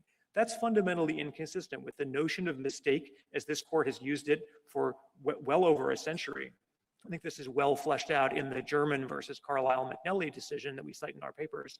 But that cites precedent going well back to Justice Story, construing a statute involving mistake or error. Legal mistakes aren't that kind of mistake. And that type of error is not what the judicial estoppel doctrine or the inadvertence or mistake exception to it are getting at. And I think Justice Jackson had the hypothetical in the top half of the argument about the asset being concealed from the divorce. And I think that the point that I wanted to make from that is that how is that example going to come to light? And how are these causes of action that are not disclosed in bankruptcy? And that if disclosed, the bankruptcy court could make its determination about whether they should have been disclosed sooner and what the consequences should be. How are they going to come to light if there is no incentive to litigate the fact that they didn't come to light sooner? So as the lower courts have recognized, that apply our rule, not just the Fifth Circuit, but also others. But why does the incentive have to come from the threat of not allowing you to pursue the claim? I mean, this is the point that many have pointed to or made with respect to all the tools the bankruptcy court has to sanction an intentional omission of that nature. But the tools to sanction all presuppose that someone's going to find out about the concealed claim. And the tools are not useful if the assets don't come to light. Yeah, but you need to find out about the concealed claim in order for the claim to be extinguished. I mean, that's a necessary condition for anything to happen. The question is why, once we find out about it, the remedy is to say you cannot pursue that claim as opposed to some other solution. I think the reason is the clear inconsistency. I mean, and that, this doesn't just come up in the context of the good claim that we're talking about. I mean, this comes up in all types of bankruptcy actions in which party makes a solemn representation to the bankruptcy court about the amount of property that they have, and they subsequently turn around and make representations to another court that are flatly inconsistent with that. I understand, but the equivalent would be that once that happens, somehow the bankruptcy court could divest the person of that property, which is not the answer, right? The answer is they adjust the bankruptcy proceeding to sanction them appropriately. But that's just it, Justice Jackson. I think that once the plan is confirmed and the debtor gets the discharge, I don't think that that my friend on the other side is correct to say that the bankruptcy court always has the option to say, oh, I'm going to take some further action. In a Chapter 13 plan, if the creditors have been paid off, then the creditors have been paid off. And a Chapter 13 plan is time limited. The bankruptcy court, I think, doesn't have the free hand that your question is positive. And should that factor in then to whether or not judicial estoppel is appropriate? Why couldn't, in the totality of the circumstances, maybe in that situation, you would have judicial estoppel? So I mean, I think I resist giving a bankruptcy-specific answer, but I'm happy to give an answer for that question. In every judicial estoppel case, rather, the question is, what is the benefit that the common litigant, between the two actions, has gotten from the first action? And if it's raised early enough that the litigant can surrender the benefit, then there isn't going to be judicial estoppel. I think that's just baked right into the doctrine. You don't need a bankruptcy specific rule to say that, because I think that's part of judicial estoppel, just like the clarity, like the clearness, how clear the inconsistency between the representations is also baked into the judicial estoppel doctrine. And when there's doubt about whether a pro se litigant or something like that has made such a representation, then the existing judicial estoppel doctrine can deal with that. Thank you. Unless the court has any further questions? Justice Thomas, legal. This one, leave it on. Thank you, counsel. Thank you, Your Honor. Rebuttal, Mr. Gar. Thank you, Mr. Chief Justice. We would welcome any ruling setting aside the Fifth Circuit rule in this case, but we do think it's important for the court to say that a holistic analysis should be undertaken into intent, because I do think that it's likely this case will end up right back before this court, as Justice Sotomayor indicated. And then we would urge the court to let the lower courts sort out the particular facts and circumstances, in this case, under the holistic analysis. As to the question presented and the whole petition is directed right at the Fifth Circuit's rule here. There's absolutely nothing that prevents this court from considering that question, resolving the circuit split, and the court should do so. Petitioner disclosed his claim with more than a year left on the bankruptcy plan. In this case, the bankruptcy court could have objected if it thought anything was awry, and any creditor could have come forward and objected if it thought it was entitled to anything more, but no one did. And last, I would just say on the windfall point, no doctrine of equity would allow the tortfeasor in this case to walk away scot-free if the debtor here simply made an honest mistake in failing to update the form. The Fifth Circuit's decision should be reversed and the case remanded. Thank you. Thank you, counsel. Case is submitted.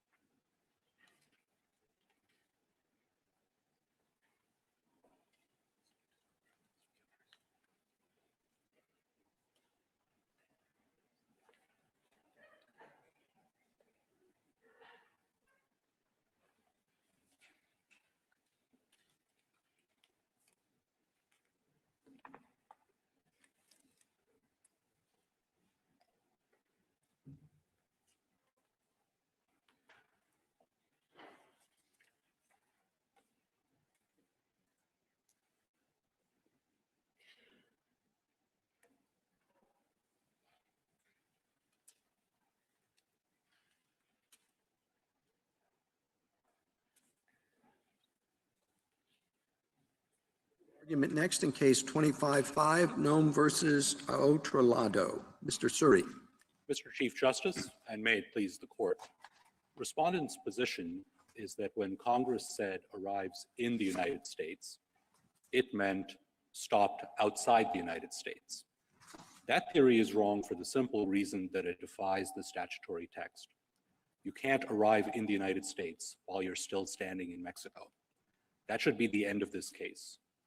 But even if you see some ambiguity in the text, the court's decision in Sale should clinch the case for us. In Sale, this court determined that the protections of the Refugee Convention and the withholding of deportation statute do not extend to aliens outside the United States, and further, that it is entirely lawful for the executive branch to prevent aliens from reaching US soil and claiming those protections.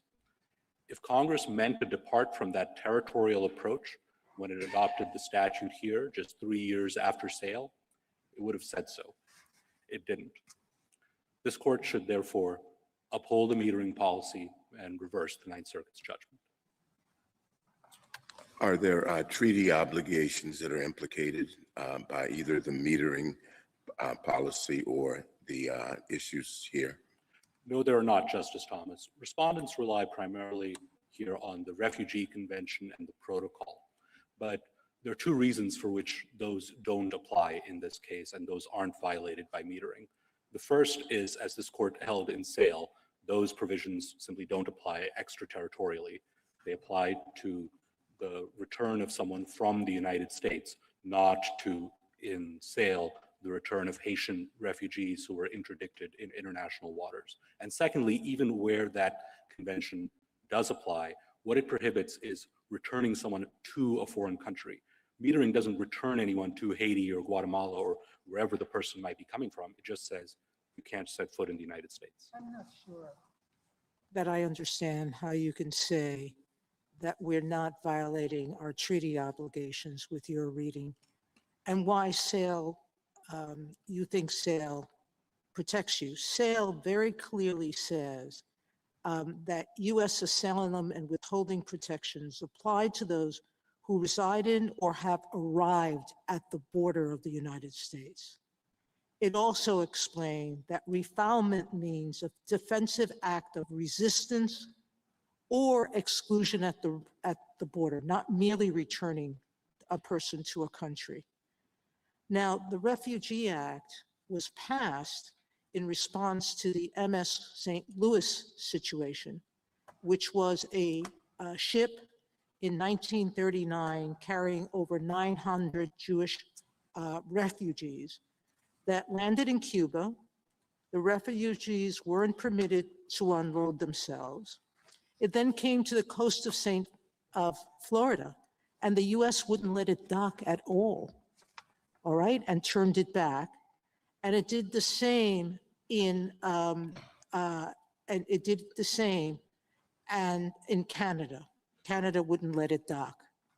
So the Refugee Act was passed to ensure that people who arrived at a border and knocked on the door, because that's what you're saying, these are people who come to the line.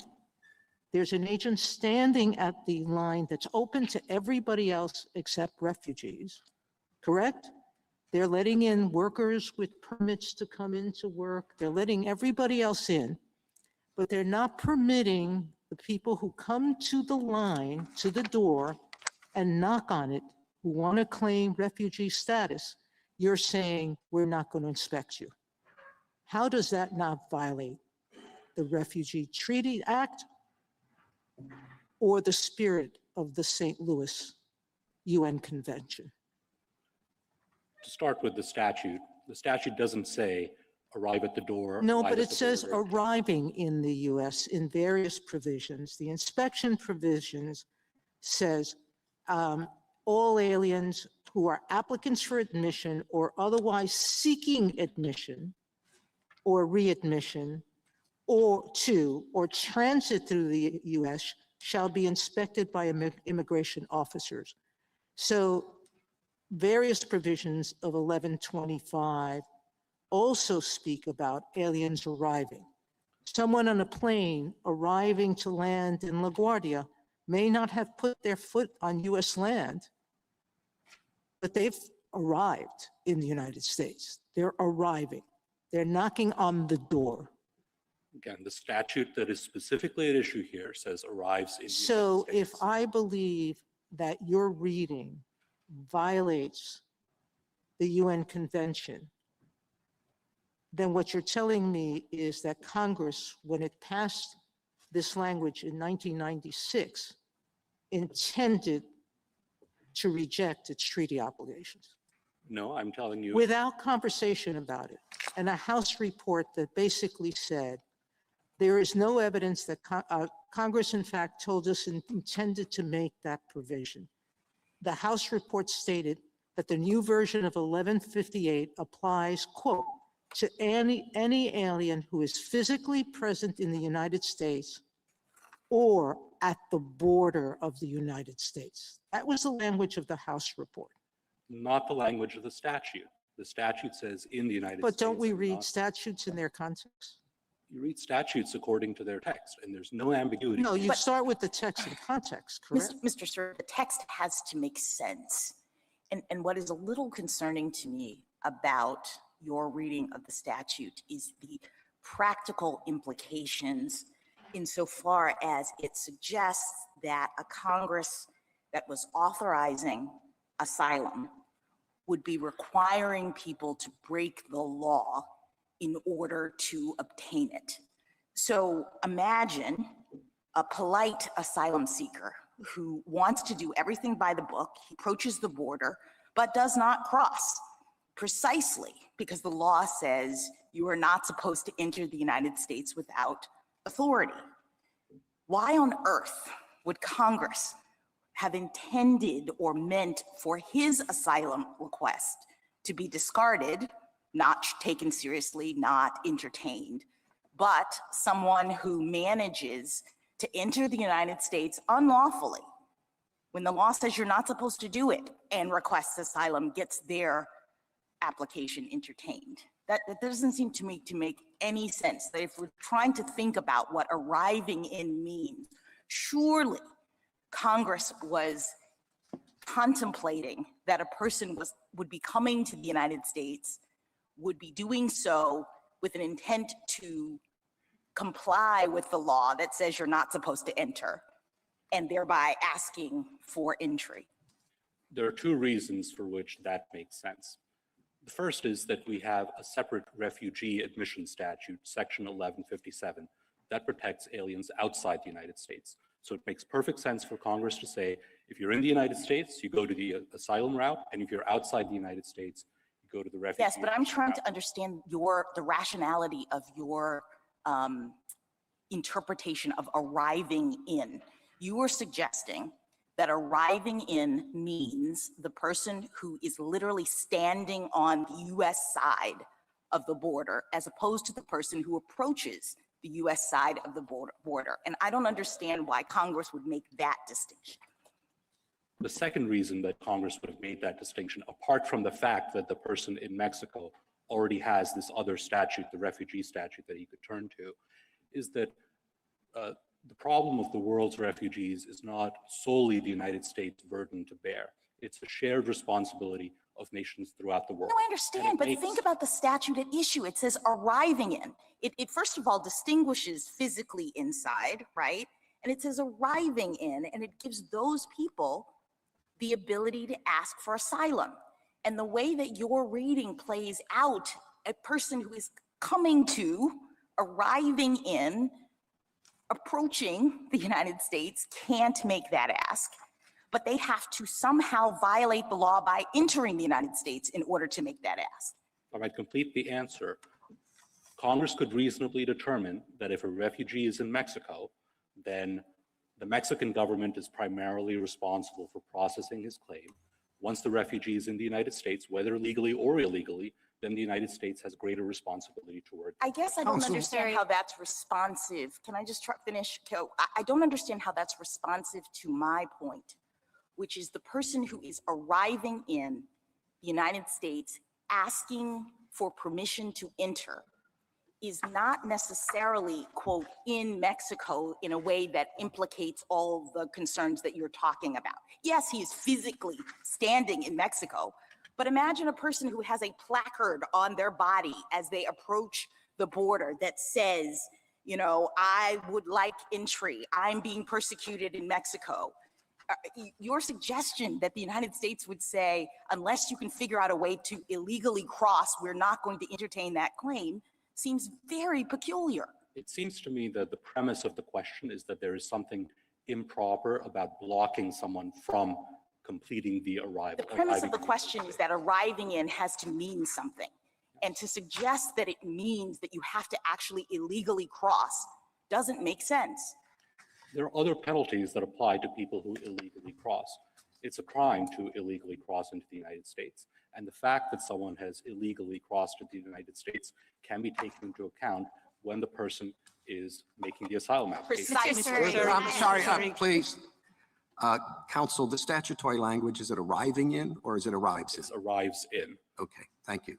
Mr. Sorry. Suri, if, Justice Kagan? I don't think you had much of a chance to answer the part of Justice Sotomayor's question, which I am interested in, about the treaty obligations, and particularly how the treaty obligations should or should not be interpreted in light of the St. Louis incident that gave rise to the treaty. The treaty was a compromise between the interest in protecting refugees and the interest in protecting national sovereignty. And the compromise that was reached was, we're not going to require nations to admit anyone into the country, but we're going to forbid sending people back to other countries if once they have already entered that country. And here, the treaty doesn't apply for two reasons. One, the individuals at issue haven't entered the United States. And two, they're not being sent back to any foreign country. They're just being denied admission to the United States. I would also note that even on any interpretation of the statute, the St. Louis situation wouldn't be covered, because there's a parenthetical in the statute that talks about people interdicted in United States or international waters, and they're covered by the statute only if they're brought to the United States. So in the St. Louis example, those individuals were not brought to the United States, and therefore they'd be outside the scope of the statute, I think, even on respondents' reading. I think Justice Jackson's question got at the fact that your interpretation privileges someone who illegally enters over someone who legally comes close to the border. And why would Congress privilege someone who illegally enters the United States? Can you answer that directly?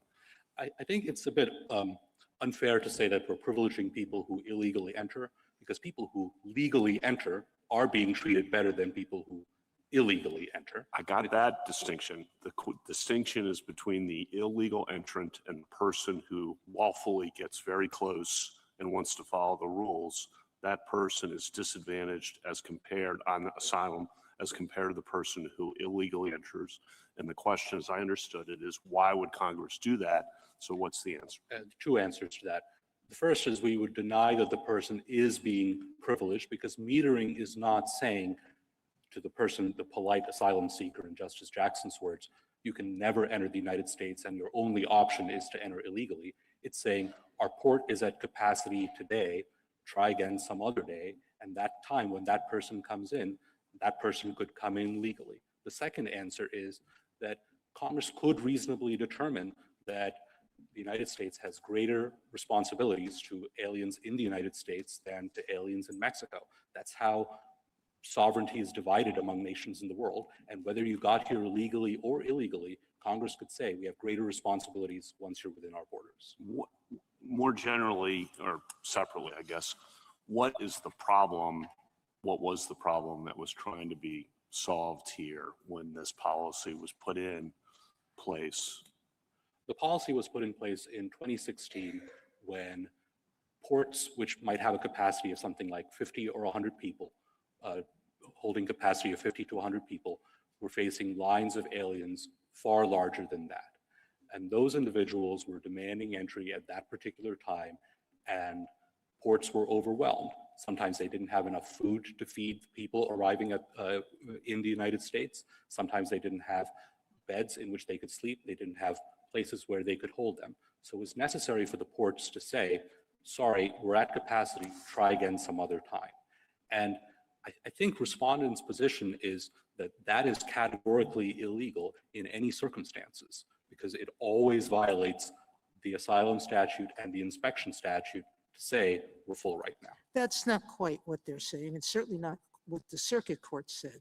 What the circuit court said was, we have a law that permits the United States to have people reside in Mexico or stay in Mexico while the application is being considered. So there is already that remedy for the government, correct?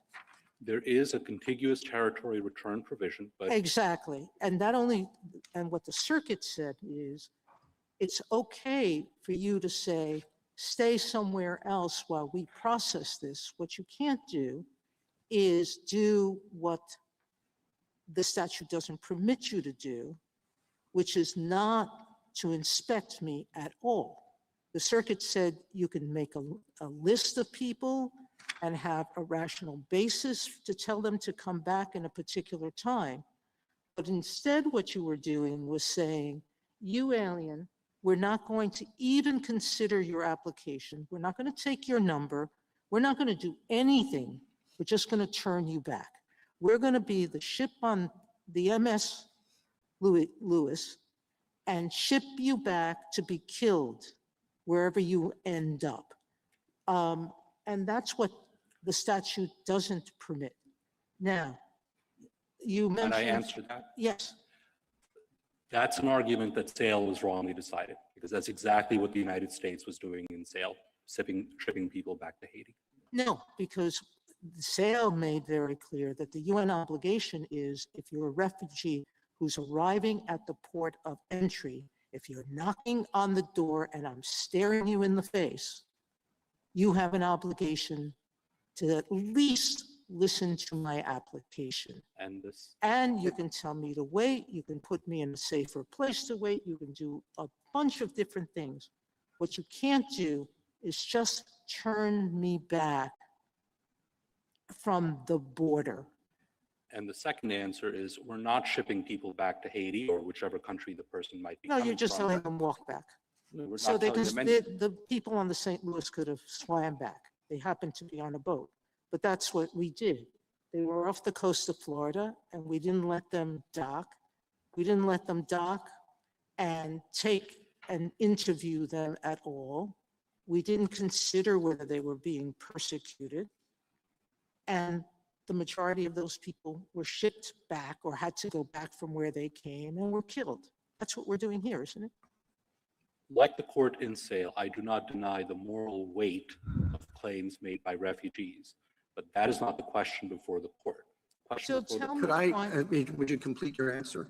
The question before the court is, what obligations did Congress impose in the asylum and inspection statutes? And those refer only to aliens who arrive in the United States. May I ask you a question about the statute and about that answer?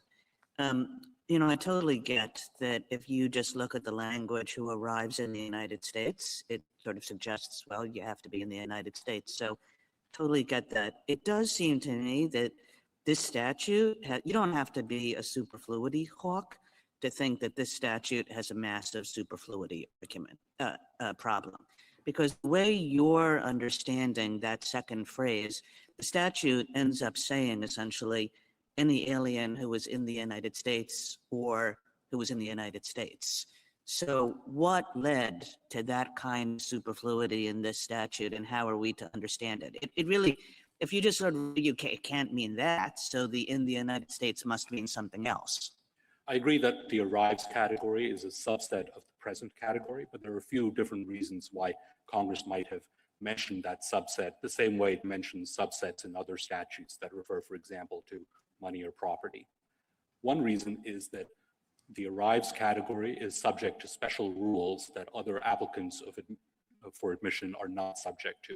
For example, they're automatically subject to expedited removal if they are inadmissible. So when the statute 1225 is talking about the arrives category repeatedly in later provisions, it makes sense to mention them separately in the definitional provision.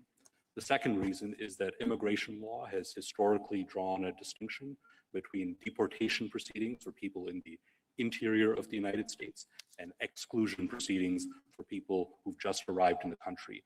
This provision, in this provision, Congress might simply have been trying to make clear that both of those are covered. The third reason is that under the entry fiction, this court had previously interpreted terms that are close synonyms for present in the United States, like found in or within the United States, to exclude recent arrivals. And Congress might have wanted to make clear that it's covering recent arrivals as well. So for all those reasons, the arrives category serves important clarifying function. You know, it also serves a sort of confusing function. When Congress did this, it must have realized, or you would think it would have realized, that it was just going to confuse matters to essentially say the same thing twice about an alien who was in the United States. I don't think on the entry, what is it called, the entry fiction? I don't think you would have needed this second provision to do that, because you have physically present that should have tipped people off that we're not talking about the entry fiction. And we also have the language about irrespective of the alien status, which also should have tipped people off that we weren't talking about the entry fiction. So if I took that to be your primary argument in the brief, and I don't think it really sort of does it. Well, if you're positing that there are already two parts of the asylum statute that are meant to address the entry fiction, then it isn't much of a stretch to say that there's a third piece as well. Secondly, the two pieces you've mentioned are not included in It's like Section belt 12. and suspenders and, whatever, a new pair of pants. And the second point is those two pieces are not in Section 1225, they're only in Section 1158. So if Congress had included the phrase arrives in 1225 but omitted it from 1158, then people might draw a negative inference from the inclusion in one provision and the exclusion in the other. Can I just ask? Can I ask you, does the administration, the metering policy has been rescinded? Does the administration intend to reinstate the metering policy if successful in this case? The administration would like to be able to reinstate metering if and when border conditions justify. I cannot predict in advance what border conditions will look like or what specific policy responses the administration would take in response to that. So, Mr. Suri, why then aren't we just issuing an advisory opinion in this case? I mean, your back and forth with Justice Sotomayor raised another line of questions that I had along the same lines as what Justice Barrett just indicated. At the time in which the district court in this case issued its opinion, the metering policy had been rescinded. And as you've now represented, the government has no concrete plans to reinstate it. So I don't understand what we are doing other than advising the government in sort of the abstract as to whether or not this kind of thing is lawful. We don't have an actual policy. We don't know who's right as between you and Justice Sotomayor about what metering actually contains, because the government doesn't have a policy in effect and hasn't shown us that it wants to have a particular policy. None is on the table. So how do we even have jurisdiction, really, to be addressing this? The question of mootness turns on whether the court can grant any effectual relief whatsoever to the prevailing party. You can grant us effectual relief and the case isn't moot because there are three types of prospective orders that the district court issued that are still in place against us. The most important of which is a class-wide declaration saying we can never engage in metering at the southern border. If you agree with us, you would lift that declaration and we'd be able to resume metering. Therefore, But you don't have a plan to resume it. I mean, are you suggesting that? I'm a little worried about the judiciability in the following sense. At the time the case was initially brought, there was a policy in place. The government was engaging in metering, and obviously we had a live controversy about it. But before the district court issued its opinion, that policy was rescinded. There was no more metering, and yet I think in the record it demonstrates the parties just sort of said to the district court, well, it would be helpful if you would go ahead and enter your ruling. That's ordinarily not the case, that you don't just have the district court opining on policies that are no longer in effect.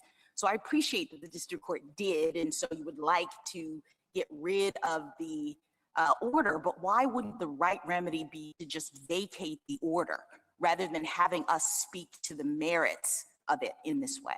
If you'd like to look at the issue through the lens of voluntary cessation, you get to the same result. Yes, we voluntarily ceased metering at one point. There are no findings about voluntary. The district court did not make findings about voluntary cessation, so I don't know how we could go there. But the test under voluntary cessation is is it absolutely clear that the conduct can't reasonably be expected to recur? And that can't possibly be satisfied here because we're telling you we want to do this policy again if border conditions justify it. Thank you, counsel. Justice Thomas? Justice Alito? During the period when metering was suspended, what would happen in the hypothetical situation or not so hypothetical situation you were talking about where a port was capable of handling, let's say, 50 aliens and instead 300 wanted to enter? What was done? What was done during the previous administration differed from what was done during the Obama administration. During the previous administration, the aliens were generally paroled into the United States. And the current administration has serious concerns about that approach as a policy matter, because that means that individuals who may not necessarily be entitled to asylum are allowed to enter the United States without showing that they have a valid claim. And it may be years before the person can be found and deported if that is appropriate. Do you happen to know how many people were paroled? I don't have an exact number on that, but it would not surprise me if it was in the millions. Thank you. Justice Sotomayor? Counsel, the Office of the Inspector General issued a report that said that some of the metering that was not done because of lack of space. It reported on the fact that there were empty beds in at least 2 ports, okay? So Justice Alito assumes the moment in which there were not enough space, but there is a claim that at least one president was using this as a subterfuge for ignoring any inspection whatsoever. Do you have a response to that? Yes, I have 2. The first is that we dispute those facts, and this is at the summary judgment stage, so you can't resolve those disputes in respondents. But we do have an Office of the Inspector General report that says that, correct? True. The second answer is that respondents brought 2 different types of challenges to metering in the lower courts. First, a facial challenge saying metering is never okay, even if done for a legitimate reason. That's the only one before you today. And they also brought an arbitrary and capricious challenge saying even if metering is acceptable when the port is actually overcrowded, you can't use it as a subterfuge. That's not before you today. All right. The language at issue here was passed in 1996. In 1998, the government modified its regulations to define an, quote, arriving alien as an applicant for admission coming or attempting to come into the United States at a port of entry, which is consistent with the policy that had been followed since 1980, I think it is, when the Refugee Act was passed, correct? Not correct. The courts said in Cardozo-Fonseca, when it was talking about the 1980 Refugee Act, that the asylum statute applies only to aliens in the United States. But the regulations have always been treating aliens who knock on the door at the port of a legitimate port of entry, have up until the metering policy, we're at least giving them the opportunity to claim asylum, correct? I'm sorry, that's not correct either. The regulation refers to an applicant for admission, and an applicant for admission. All right, we're back in the same circle. Yes. All right. Justice Kagan? I'm going to take you back to the statute, Mr. Surrey, and the superfluity problem. You said to me the second phrase should be viewed as a subset of the first, and I want to understand what you mean by that. What does the first include that the second does not? It includes individuals who may have arrived in the United States a long time ago, but the process of arrival has been completed. The person would be present in the United States, but the person doesn't arrive in the United States. Is that really what you're saying? Is that your best? Because it strikes me that that's actually a better argument than the ones you've given so far. That the first phrase is people who have been here for some time, and the second phrase is meant to refer to people who sort of may arrive right now after the statute has gone into effect. if you're intent on giving these provisions non-superfluous meanings, then we think that's the Well, right that's a way good to thing to be intent on. I mean, because this is really not like a kind of, oh, like Congress didn't see that it was doing the same thing in two different parts of the statute.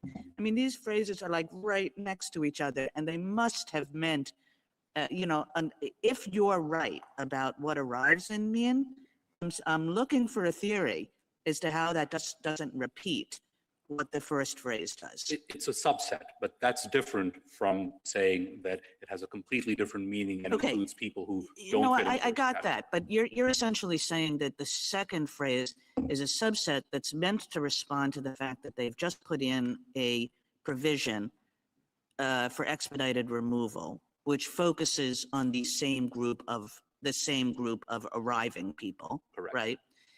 And that the first provision does not really focus on this expedited removal group of arriving people, but instead applies as well, although it also applies to them, and honestly, Congress didn't really need it, but applies as well to people who have been, sitting in Kansas for the last 5 years. It could refer, for example, to someone who comes here on a visa.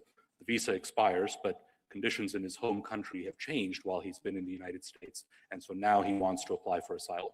He isn't in the arrives category, but he is in the present category. Thank you. Justice Gorsuch? Justice Kavanaugh?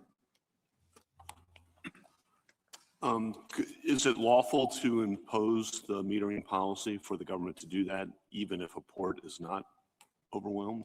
We believe that it is lawful, but we're not asking the court to go that far today. The only issue before the court today is this facial challenge to metering, that it always violates the inspection and asylum statutes. There are separate claims that it would be arbitrary and capricious to engage in metering as a subterfuge, but that's not the Okay, issue it here. wouldn't be a statutory issue, it would be an arbitrary and capricious issue then. That's the claim that's been raised by the other side.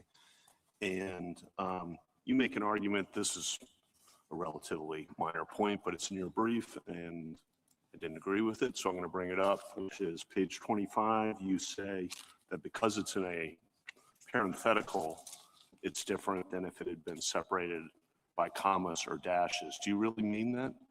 Yes, I mean, I know we have a recognize- case in a particular context that once said that, but I don't know that that's a general rule that parentheses are different than dashes in interpreting statutes. I recognize that Or you commas. dissented in the case we're relying on. Yes. But But do you think that's a general proposition that parentheses are different than dashes or commas in interpreting statutes? not that they're different in that sense, but that they convey an aside and that material in parentheses, or for that matter, even in dashes, don't override unambiguous language outside the parentheses or dashes. Or commas? I think commas grammatically. I just don't want are- this, I mean, I was surprised to see this, and, the Constitution has things in parentheses, and I'm just trying to make sure that this doesn't expand. The court does not need to rely on that argument. Thank you. to rule for us. Okay. Justice Barrett? Mr. Surrey, when I asked if the administration intended to reinstate the metering policy, I didn't intend to suggest that it was formally moot. And it was my understanding, I just wanted to clarify it, that the injunction in this case still has continuing effect on members of the class because it still matters. That's right. There's a declaration that has continuing effect as to the whole class. There's also an individual injunction that has continuing effect as to one particular plaintiff, Beatrice Doe, whom the district court ordered us to allow into the United States. And that's an additional basis for avoiding any mootness concerns. And that's why the Ninth Circuit said it wasn't moot. That's right. And that's presumably why the other side hasn't raised a mootness argument, and why, even though we discussed mootness in our search stage papers, the court still granted review. Thank you. Justice Jackson? So under Atchison Hotels, why wouldn't we still not reach at least the injunction? Because Mrs. Doe apparently has represented that she does not intend to return to the United States, and the injunction is specifically requiring the United States to facilitate her entry. In the Atchison case, the plaintiff dismissed that plaintiff's claim and told the court that the plaintiff was abandoning her claim entirely. and acquiesced in vacatur. There's So nothing she like would that. she would have to do more, you're saying, than to say, I'm not coming back to the United States. I think it's far too late to do any of that now because we also have the class-wide declaration that independently keeps this case live. Right, let me talk about the class-wide declaration. You're asking us to reach the merits of whether or not metering is lawful and reverse the district court's judgment on that basis. Why isn't vacatur a permissible remedy here? I mean, I understand you'd like us to say today metering can be done, give you the okay to do it. But another way to address this, I would think, given that the district court declared a policy unlawful, even though the policy was no longer in place, and the government today is saying it has no concrete plans to reinstate it, and the district court issued this order without making any findings about whether or not a live case or controversy existed, I think one could argue that the district court at least abused its discretion by nevertheless entering this broad declaration. So it would solve your problem, I think, if the court on those grounds just vacated it. No, Why need we get into giving you an answer on the merits of the question of whether or not metering is lawful? The Ninth Circuit reached the issue of mootness and issued a ruling on that issue. I think it's the first footnote in its opinion. So unless you determine that that mootness holding was wrong, there's no basis for disturbing the Ninth Circuit's decision. And on mootness, we think the Ninth Circuit got it right. This case isn't moot because we'd like to reinstate metering and we're being prevented from doing so. But you don't have a concrete plan. I just want to make clear. Concrete plans are necessary for standing. For standing, not for mootness. mootness. All right. Let me just ask you one question about your response to Justice Kagan. You were talking about the various reasons why Congress had arriving in this statute, and that one of them you said was the fact that there was previously a distinction between deportation and exclusion, and that Congress was trying to ensure that that was also covered, or that the principles related to deportation and exclusion were covered by this new regime. My understanding is that exclusion applied to people who were, quote, at a land border, at a port. But your reconceptualization of what arriving in is doing does not allow for at a land border or at a port. And so can you help me to understand how Congress could both be attempting to ensure that those principles were included, but we still agree with your reading of the statute? The phrase at a land border in this context refers to people on the US side of the border rather than the Mexican side of the border. And we know that in two ways. The first is the court's entry fiction cases, like Kaplan against Todd and Leng Mei Ma, repeatedly refer to aliens on the US side of the border who've just arrived. In the entry fiction context, but we don't have a case or a scenario in which Congress makes clear that it's responding to the entry fiction when it uses the words arriving at, right? And the second answer is that in Cardozo-Fonseca, when the statute said at a land border, the court understood that to refer to aliens in the United States. Thank you. Thank you, counsel.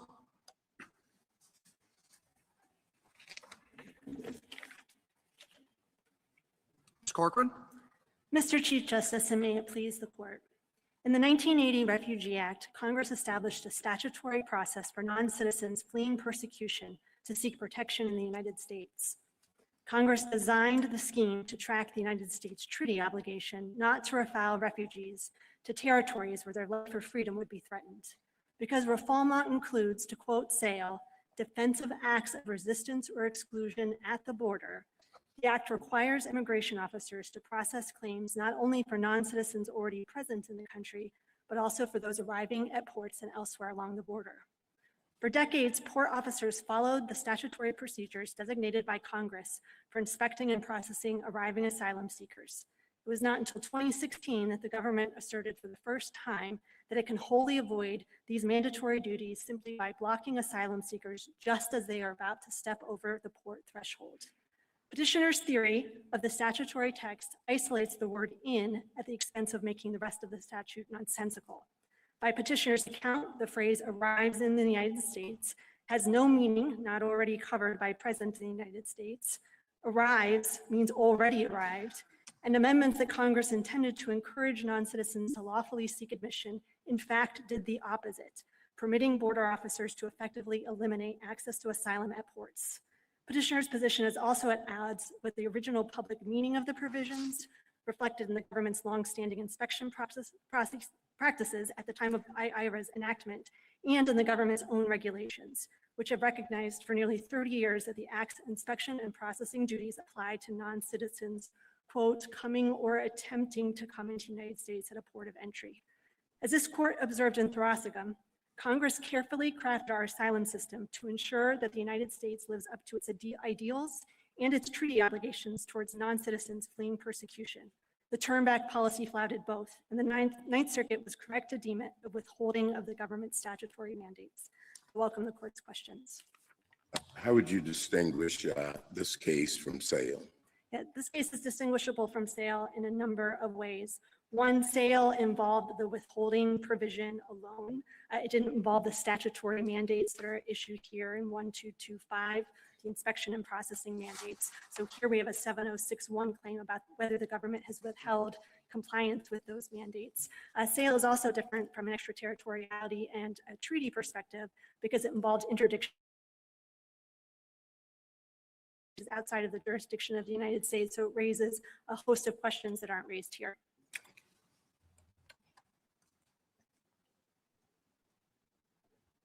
I'd be happy to address some of the points my friend made.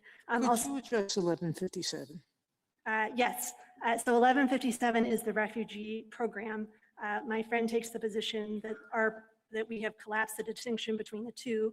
Our position reflects the way that 1157 and 1158 operated from 1980 to 2016. So for 36 years, no one was concerned about the distinction being collapsed. And that's because they serve two entirely different functions. Section 1157's refugee program is entirely elective. The president chooses whether to admit refugees. It's not something that refugees in other countries can apply for. It's decided between the countries. There are a host of benefits you get if you were admitted through that program. But 1157 is not the provision that implements the Article 33 obligations. That happens through the asylum processing that's under 1225 and 1158. And that asylum processing is also how you determine whether someone is entitled to withholding. Mr. Suri gave some responses to Justice Kagan in saying that there's a subset of people who are arriving in the US who are, as opposed to longstanding people. The problem with that is those people who are arriving, he says, are present in the US. So I'm not sure how his answer gets you around the surplus problem. Yes, I agree. My friend made a number of new arguments about surplusage that weren't in the briefing, and I think that is one of them. But I would note exactly what you said. Making it a subsection doesn't mean that it's not redundant. It's still entirely redundant. Well, that's true, Ms. Corcoran, that it's a subset, and so there's still redundancy. But I suppose if Congress in IIRA had just created this big deal about expedited removal and said that expedited removal was what arriving people got, you know, it might be that they just wanted to emphasize that just because you were that you were subject to the expedited removal procedures did not mean that you still couldn't apply for asylum. So the fear, if you might say, is that if they had just had that one physically present provision and struck out what had previously been in the statute, the arrive at the port provision, somebody might have thought, like, all these people that are now being subject to expedited removal do not have the right to apply for asylum. And this provision is supposed to make clear that they do. There's no reason for the inspection mandate to need to make that clear because 1225B, the asylum processing section, it's in B12A, has a whole process in place for how you assess asylum claims by arriving aliens. So that credible fear interview provision says if an immigration officer determines that an alien who is arriving in the United States has expressed a fear of future persecution, then the immigration officer shall refer them for a credible fear interview. And then there are a host of provisions that explain how that credible fear assessment plays into expedited removal. So there would be no way that someone could read the entirety of 1225 and be concerned about how it applied to arriving asylum seekers. Can I ask you a question? I feel like there's some slippage between arriving and arrives. And as the Chief Justice pointed out, the language is arrives in. I mean, arriving sounds more in the process of. Arrives in sounds more like you've reached your destination. How do you know under your theory when the person is close enough that we could say they have arrives in or arrived in the destination? I mean, what if there's a queue and they're far back? Or what if they arrive not at a port of entry? How close do you have to be to the border? Could you say that someone arrives in the United States if they're at a portion of the border that does not have a port of entry? Like, what is it? If it's not crossing the physical border, what is the magic thing or the dispositive thing that we're looking for where we say, now that person we can say arrives in the United States? So I'm going to try and keep that in order in my head. And I'm going to start with the first point, which is actually, it's the arrives in is the tense that triggers the inspection under 12258. But is arriving in is the language that triggers the credible fear interview. So that's the provision under 1225B that mandates asylum processing within the context of expedited removal. As the government acknowledges, and I think Your Honor just said, is arriving in does suggest a process. And in fact, that's exactly, that determination is what's happening under the turn back practices. So they have immigration officers standing at the border asking arriving non-citizens, what's the basis for your admission? They get right up to the borderline. If they say, I'm here seeking asylum, then the border officer turns them away when in fact, 1225B says that if the immigration officer determines that the person is seeking asylum, he shall refer that person to a credible fear interview. So that argument stands separate from the inspection mandate. And what used to happen is that you have inspection and that's how you'd find out someone had a fear, and then that would trigger the credible fear interview. But both of those provisions are at play here. Okay, can you answer the question about what is the dispositive thing that has to happen to say that someone arrives in? Yes, so a person arrives in the United States at a port of entry when they are at the threshold of the port's entrance about to step over. So they are arriving there. I think that's consistent with ordinary meaning. I arrive at my house, or I arrive in my yard when I'm going through the gate. Now that process of arriving is interrupted by the border officer physically blocking them from completing the arrival such that the person never arrived. But the process of arriving is beginning at that moment. And is that just for the person? I mean, if there's a line, you know, and you're far back and you hear, oh, no, we can't cross the border today.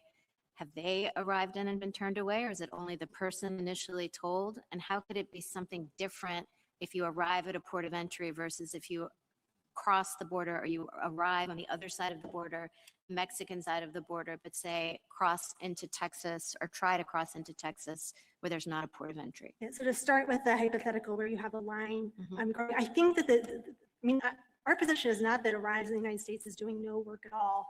The question is what arrives in the United States at a port of entry means. And I think that means you have to be at the threshold. If I'm in a line waiting to get into my house for some reason, into my yard, and I'm half a block back, I haven't actually started the process of arriving in because I'm in a line waiting to get there. So I think, you know, if the word was being passed down a line that's going over the bridge and people are turning away without actually getting to the threshold, they wouldn't fall under the statutory inspection mandate or processing mandate.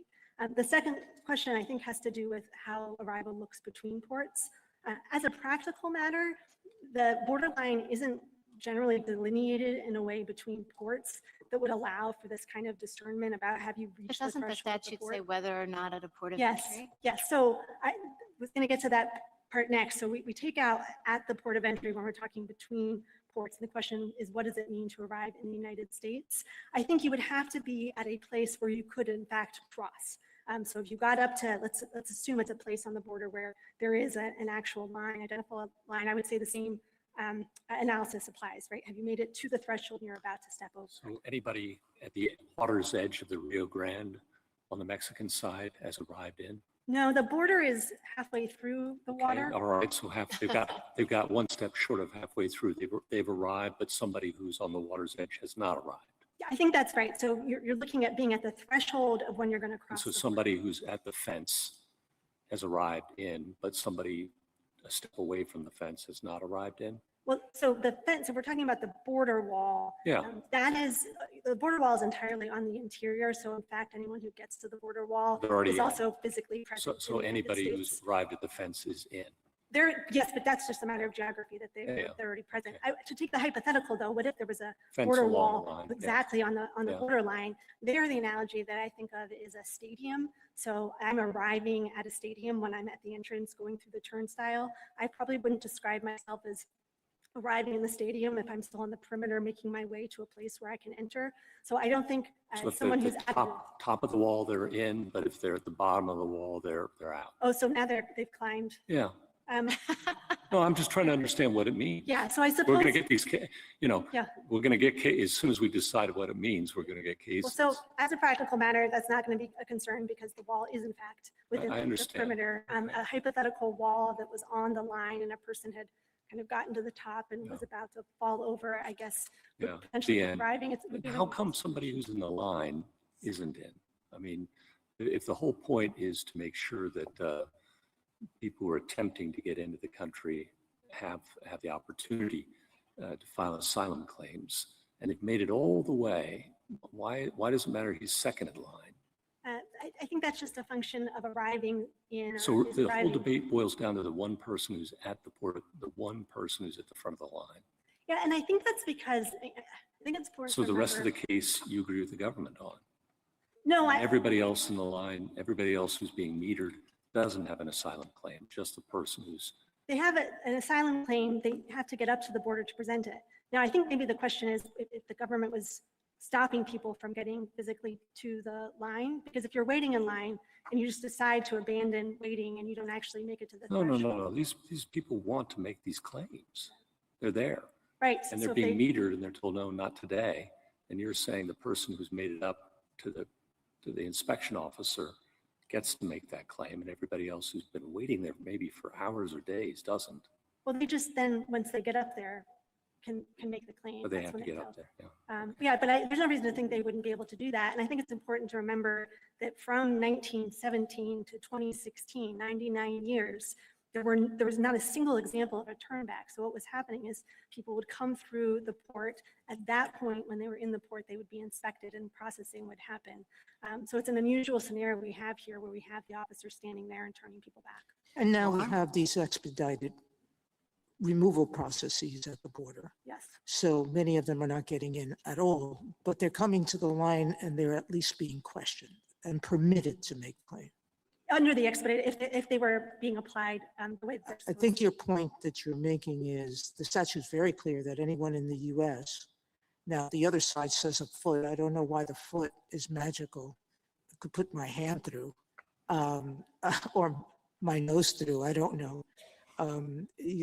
Why does a foot count as opposed to a piece of your body count? So if you're up on the top of this wall that's not on the US side. But my point is in asking or clarifying this question is arriving at the border means you're knocking on the door, correct? Yes, that is what it has meant for 99 years before. Mr. Surya suggested that's not what it meant, that that's not what the federal regulations said, that that's not what practice was. Was he simply wrong about that? In reading the papers, I understood that up until 2016, anyone who knocked on the door had the opportunity to make the claim, and they weren't guaranteed success, but they could make the claim. That's right. So the government purports to cite a few earlier cases, which it says support its position, That's Lang Mei Ma, Hong Kai Chu, Meze, the Ellis Island case. All of the cases that the government is citing, its sites are playing fast and loose with entry. So each one of those non-citizens was present in the United States, arrives in the United States, at which point they were subject to exclusion proceedings. That's the statutory process that you got if you arrived and then you weren't actually admitted or physically present in the country. That is all. We're just looking for the statutory process to be applied to our class members, or we were when this policy was in effect. I just want to make sure I understand exactly. There's a line of 50 people trying to get in. The first one knocks on the door. So maybe he or she is processed. I don't know how many people are there processing, but if there's one person there, maybe person 3 to 50, they don't have a claim, right? Yes, No, wait, yes or no? Do they have a claim or not? they're going to have it's going to depend on whether it's a reasonable delay. Well, what do you think a reasonable delay is? Well, so that's under 706(1). I think Justice Sotomayor made the point earlier that the Ninth Circuit made a determination that this was complete withholding because there was no ability to wait. There was no ability to put your name on any sort of meaningful list that would ensure that you're going to. So it's not knocking on the door, it's getting your name on. So it's a turnstile if you're at a land port and there's a plaque halfway across the bridge. So not a physical door. But yes, so when you go through the line, if it's working the way it should, you should make your way up to the borderline, at which point you come across and you are processed. Maybe I just don't understand. I mean, it depends kind of on how long the line is, right? Yes, there are non-examples prior to the turn back policy, even during the turn back policy, of there being kind of lines of people waiting to be processed who are outside of the United States because under the prior practice, you came through the turnstile and then you were inspected and processed. Now, there could have been long waits within the port. That certainly happened.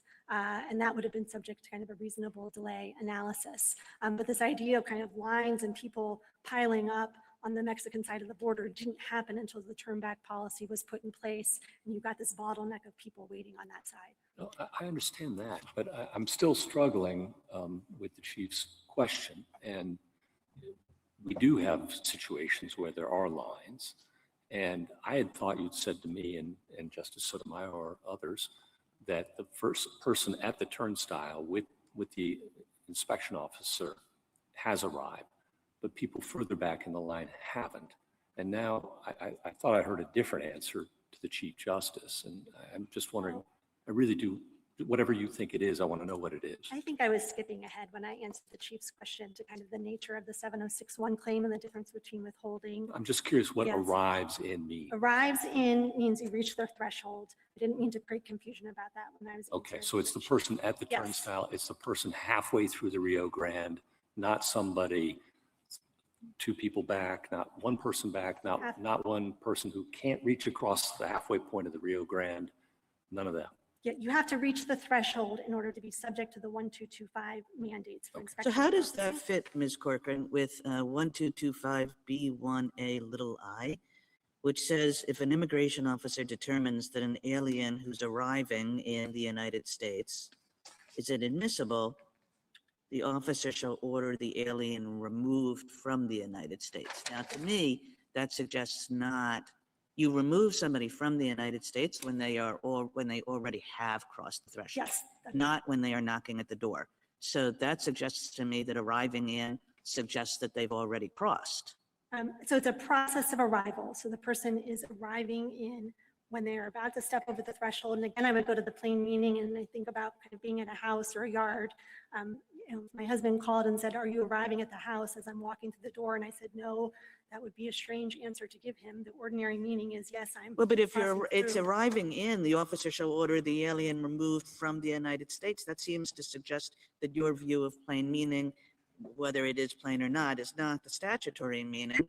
Because if you're removing somebody from the United States, that person has clearly made it over to the United States. You don't remove somebody from the United States when they're just knocking at the door. Well, so I think that provision makes sense if you remember that removal is a legal term. It refers to removal proceedings. So what that provision is assuming is the completion of arriving. And because in 1996, when Congress was drafting the language, it had no reason to think that 20 years later, the government was going to change its position and start blocking people while they were in the process of arrival. So you see in the regulations, and I think also in SAIL, kind of the understanding that the process of arrival starts when the person is at the threshold and it continues as they step over the threshold and are being inspected.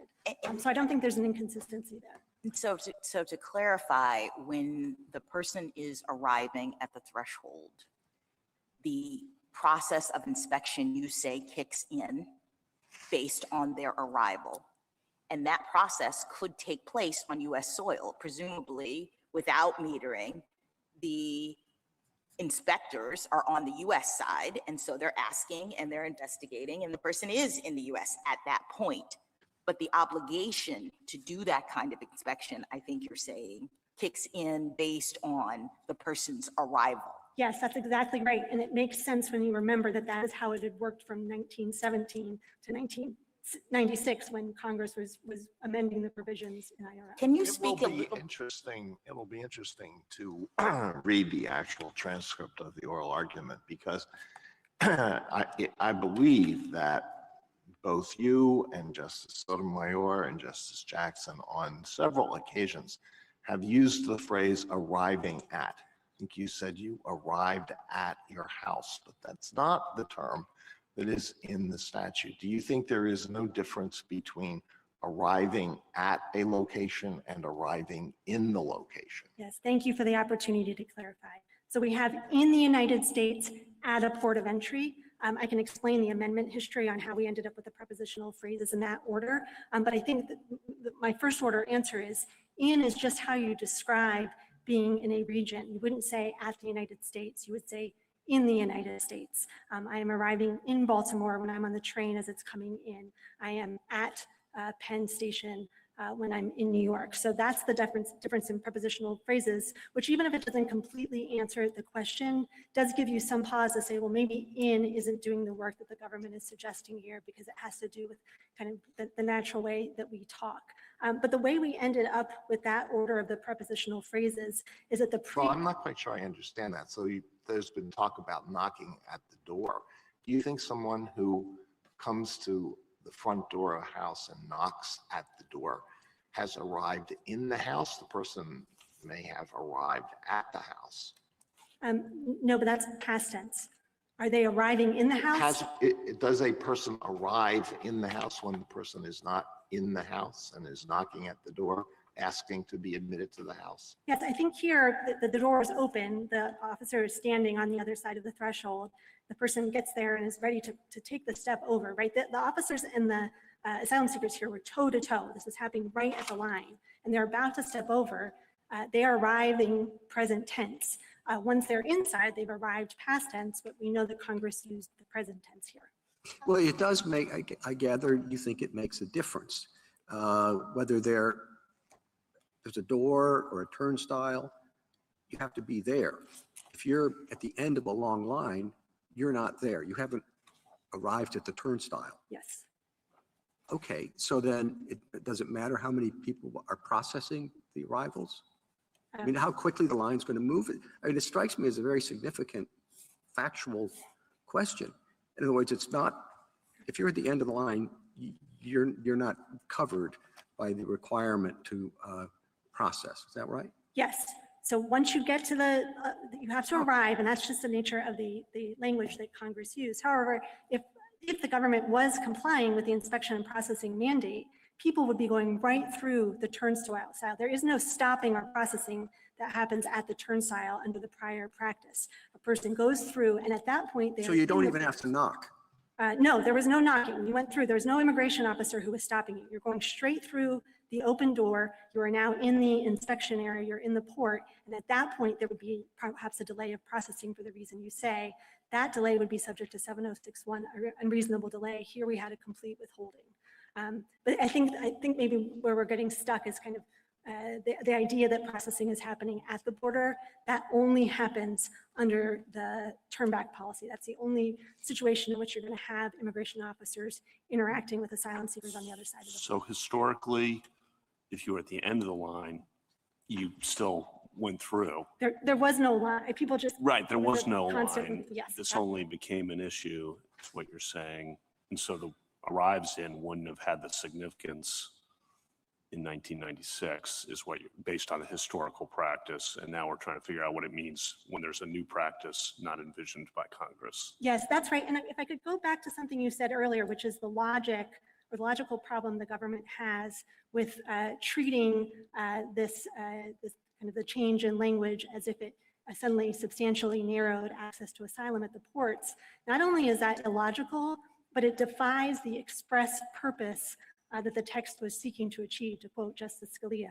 We know that the reason that Congress amended 1225A1 was to expand the category of applicants to include people who were already present in the United States and people who entered between ports, because it needed to put them on equal footing. So to read that language as then disadvantaging people who attempt to enter lawfully makes no sense at all. Can I ask you, this is a new practice. Justice Kavanaugh just said a new practice not envisioned by Congress. The Chief Justice says we have a significant factual question here about how this actually works. Why wouldn't we wait until we had an actual policy with real facts in the record regarding what's going on? I mean, even if this is not technically non-justiciable, even if there is jurisdiction in the literal sense, we do have some control over whether or not we reach and discuss issues. And it just seems to me that we have a lot of hypotheticals regarding how this policy may have worked in the past, how it's possibly going to work in the future, but we don't have a policy in effect right now that we can actually rule upon. So how should we take that into account as we think about this? Yes, thank you, Your Honor. So as we explained in pages 15, I think 21 of our brief in opposition, this case has virtually no ongoing significance, certainly not for the plaintiffs. Now, the government has sought this court's review because it wants to preserve its degrees of freedom in the future. If it's right now, the border is closed under other authorities, but maybe if that's not true in the future and conditions change. That is not a reason for this court to grant plenary review. The government suggested— I mean, if the government were to just bring its own action, I think Mr. Suri has conceded that they wouldn't have standing because they don't have an actual plan in place that they're trying to implement. Yeah. What they're doing is saying we have this, essentially extant district court order out there, and at some point in the future, we might want to have a policy like this. So Supreme Court, tell us now whether or not that's going to be unlawful. Yes, that's what they're seeking. That doesn't, in order, as the court said in Camreta v. Green, both parties have to have a live interest in the case in order for the court to proceed. And that explanation doesn't go to how plaintiffs continue to have an interest in a declaratory judgment against a policy that was rescinded 5 years ago. And so I think it's odd to raise the voluntary cessation exception here, where it's the defendants who want to continue Absolutely. to do the Usually policy. voluntary secession is the defendant wanting to avoid the court's orders. And then, They remove the policy so that the court doesn't order. Right. Here we have them pointing to the voluntary secession as a reason for the court to weigh in on this policy. right, and it's the government that's saying, the government has control over the extent to which Correct. it's likely. Counsel, do you but think the Ninth Circuit was wrong to say that it was not moot then? So You didn't challenge that in your brief. No, so what the Ninth Circuit said that the declaratory judgment was moot and the dissenting judge agreed. The reason that the Ninth Circuit reached its holding was because of the transit rule injunction, that smaller class, which at that point, that injunction was still in place and it imposed a number of obligations on Right. the parties. So the Ninth Circuit was not wrong about that. But on remand, the parties agreed to essentially dissolve the injunction because the burdens that it was placing on the parties no longer had any benefit to the class members. The class members had been identified. So you're taking the position it's formally moot. I do think it's moot for the reason. Why didn't you make that point in your brief? We wrote 6 pages of all the reasons. bio? Yes, in the brief in opposition. It wasn't until the reply in support of cert that the government suggested Munsingware vacator. I'll say we don't object to that. We didn't address it in our brief in opposition because that would be an odd thing for a respondent to suggest. And once the court granted review, we focused on the merits. But to Justice Jackson's point about Munsingware vacator, we don't have an objection, and I think that resolves all of the government's concerns in this case. Thank you, counsel. Justice Thomas? Justice Alito, anything further? On that last point, the court said a declaratory judgment, it was vacating that. And it's also vacated the preliminary injunction? No, so the declaratory judgment is still in place, but I think is moot for the reasons that the Ninth Circuit said. Ninth Circuit went on to reach kind of the statutory interpretation question, not with respect to the declaratory judgment, but with respect to the transit rule injunction, which would only be in place if the underlying statutory question was resolved in the plaintiff's favor. But then that injunction was dissolved. So we really have nothing that's before the court at this point. Thank you. Justice Kagan? Is your position that when a person gets to the border, she has a right to apply for asylum only, or that she also has a right to enter? So enter so a right to cross, I'll say cross. A right to avoid, cross. The entry.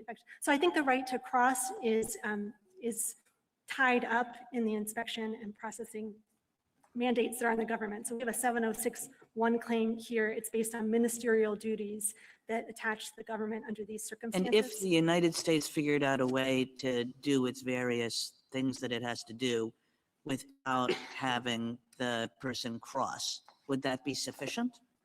Like you could have a Zoom interview or something like that. Yeah, I suppose that 1225 assumes that all of this is happening on US soil, and I think for good reason, because that's how it already worked. The government's extraterritoriality concerns might weigh against doing some sort of process, but I don't know that I have a stake in pushing back on that way of approaching things. Okay. Justice Gorsuch, anything further? Just briefly. You mentioned the Court of Appeals revised opinion. It said it didn't think the case was moot because of the equitable relief still present, which I took to mean both the declaratory judgment and the injunction. Am I mistaken? So yes, they were both left in place. The reason that the Ninth Circuit reached the underlying statutory interpretation question was because they're both in place. Yeah. Okay. Thank you. Justice Kavanaugh? On that question that you made a point on about why Congress would give better treatment to those unlawfully in the country, I guess one response to that, I just want to get your reaction, would be we should just interpret the rule in front of us or the statute in front of us by its terms and not try to figure out all the things that might be going on with people unlawfully in the country to try to make it all fit in some perfect world. Rather, we should, there are lots of issues with people who are unlawfully in the country but the only issue before us is trying to figure out what arrives in means and not worry about that. Just want to get your reaction to that. Sorry, I'm not sure I followed the question. You were saying that if we interpreted it the government's way, Yes. that Congress would have been privileging people unlawfully in the country. And my response or my question to you is, whatever's going on with people unlawfully in the country, the sole issue before us is trying to figure out what arrives in means when you're at the border, and whatever the effects of that are in terms of creating disparities, we can't sort all that out here. All we have to do is focus on the issue before us. So what's your reaction? Yes, thank you. Sorry, it took me a little bit to get there. So I think it's less about advantaging people who are already in than it is about addressing the disparity incentives that Congress was trying to resolve in 1225. So under the government's framework, if you are an asylum seeker coming to the United States, you should not go to a port because you will be turned away. You need to cross the Rio Grande, you need to come in between ports. That is the exact opposite of what Congress was trying to accomplish there. And I know also— But the answer to that could be better enforcement of people coming in unlawfully, and Congress might have assumed, particularly in 1996, when there was an increased effort to prevent illegal immigration, that people wouldn't be flooding in unlawfully. That turned out not to be accurate, but that might have been the expectation in 1996. So, but I don't think that then explains what Congress was doing in 1225. It creates this applicant for admission category in order to unify the proceedings, the deportation and exclusion proceedings. What the government is suggesting just makes all of that somewhat nonsensical. okay, completely different question. Last one. This seems very artificial, trying to figure out at the threshold, on the line, in the middle of the river, Because wherever the line is, the government's presumably going to stop you on the other side of that line and prevent you from getting to wherever the line is, right? So that you're getting across the line. Yeah, so if we define it as the threshold, the government's going to stop you short of the threshold or try to. I understand. And So if we say 100 yards from the threshold, they're going to stop you 125 yards from the threshold. so In other words, the point, I guess the arrives in thing seems kind of artificial. The whole question, the bigger question, it seems to me, is can the government physically stop people before they get to whatever that line is, no matter how we define it? And that seems like not a statutory question, more of an arbitrary and capricious question, but maybe I'm wrong. Just want to get your reactions to that. This whole idea, if you're second in line or for the government, wherever we define it, is going to stop you when they want to implement this policy on the other side of that line. You follow that? I do. And so I think that maybe the factual premise that's inaccurate there, the port goes right to the borderline. So the government understands ports as being kind of that geographic space. So the threshold of the port is the borderline. So you can't really, if you moved the threshold further in, then you have people who are present in the United States. If you move the threshold further out, well, now we're in Mexican territory and the government doesn't have authority to act there. So Well, that's okay. So that's a good answer. Does the government, how far into Mexico, maybe the SG, will the government go? Maybe they don't want to answer that, to stop people. Yes, I think that the government starts going well into Mexico. Well into, is that 100 yards? I mean, 150 yards? That's not the threshold anymore. And will they go into, I mean, again, you might not have the answer to this question, but the whole thing seems kind of artificial to me because the government is going, if they want to do this policy, they're going to stop you on the other side of the line. Yes, and I would say there that so if we start to have the government kind of circumventing further into Mexico, whether it's 10 feet or 100 feet, we move out of the inspection and asylum processing mandates in 1225. And now I think it's a question of just kind of ultra vires acting without authority in another country. All right. Thank you for your help. Mrs. Jackson? We don't have the answers to Justice Kavanaugh's good questions because there is no policy in effect, right? We don't know. That is right. I was going to make that point as well, right? Right now we have a legal question that's unanchored from any actual practice before the court. Thank you. Thank you, counsel. Rebuttal, Mr. Suri? Just a few quick points, Mr. Chief Justice. First, this court should decide this case. The case is not moot because there is still effectual relief that the court could award, namely lifting the class-wide declaration and the individual injunction to which the government is still subject. There's also a strong practical reason for the court to decide this case. Administrations of both parties since 2016 have consistently said that this is an important tool in the government's toolbox for dealing with border surges when they occur.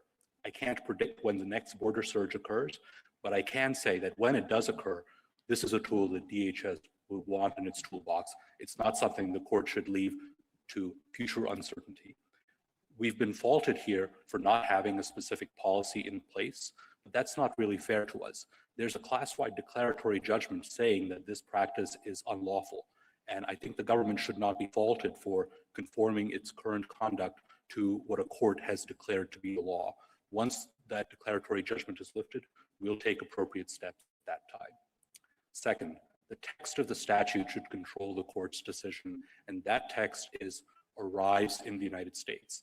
We've heard attempts to substitute other language that might be more ambiguous or more susceptible to respondents' interpretation than the language Congress actually used.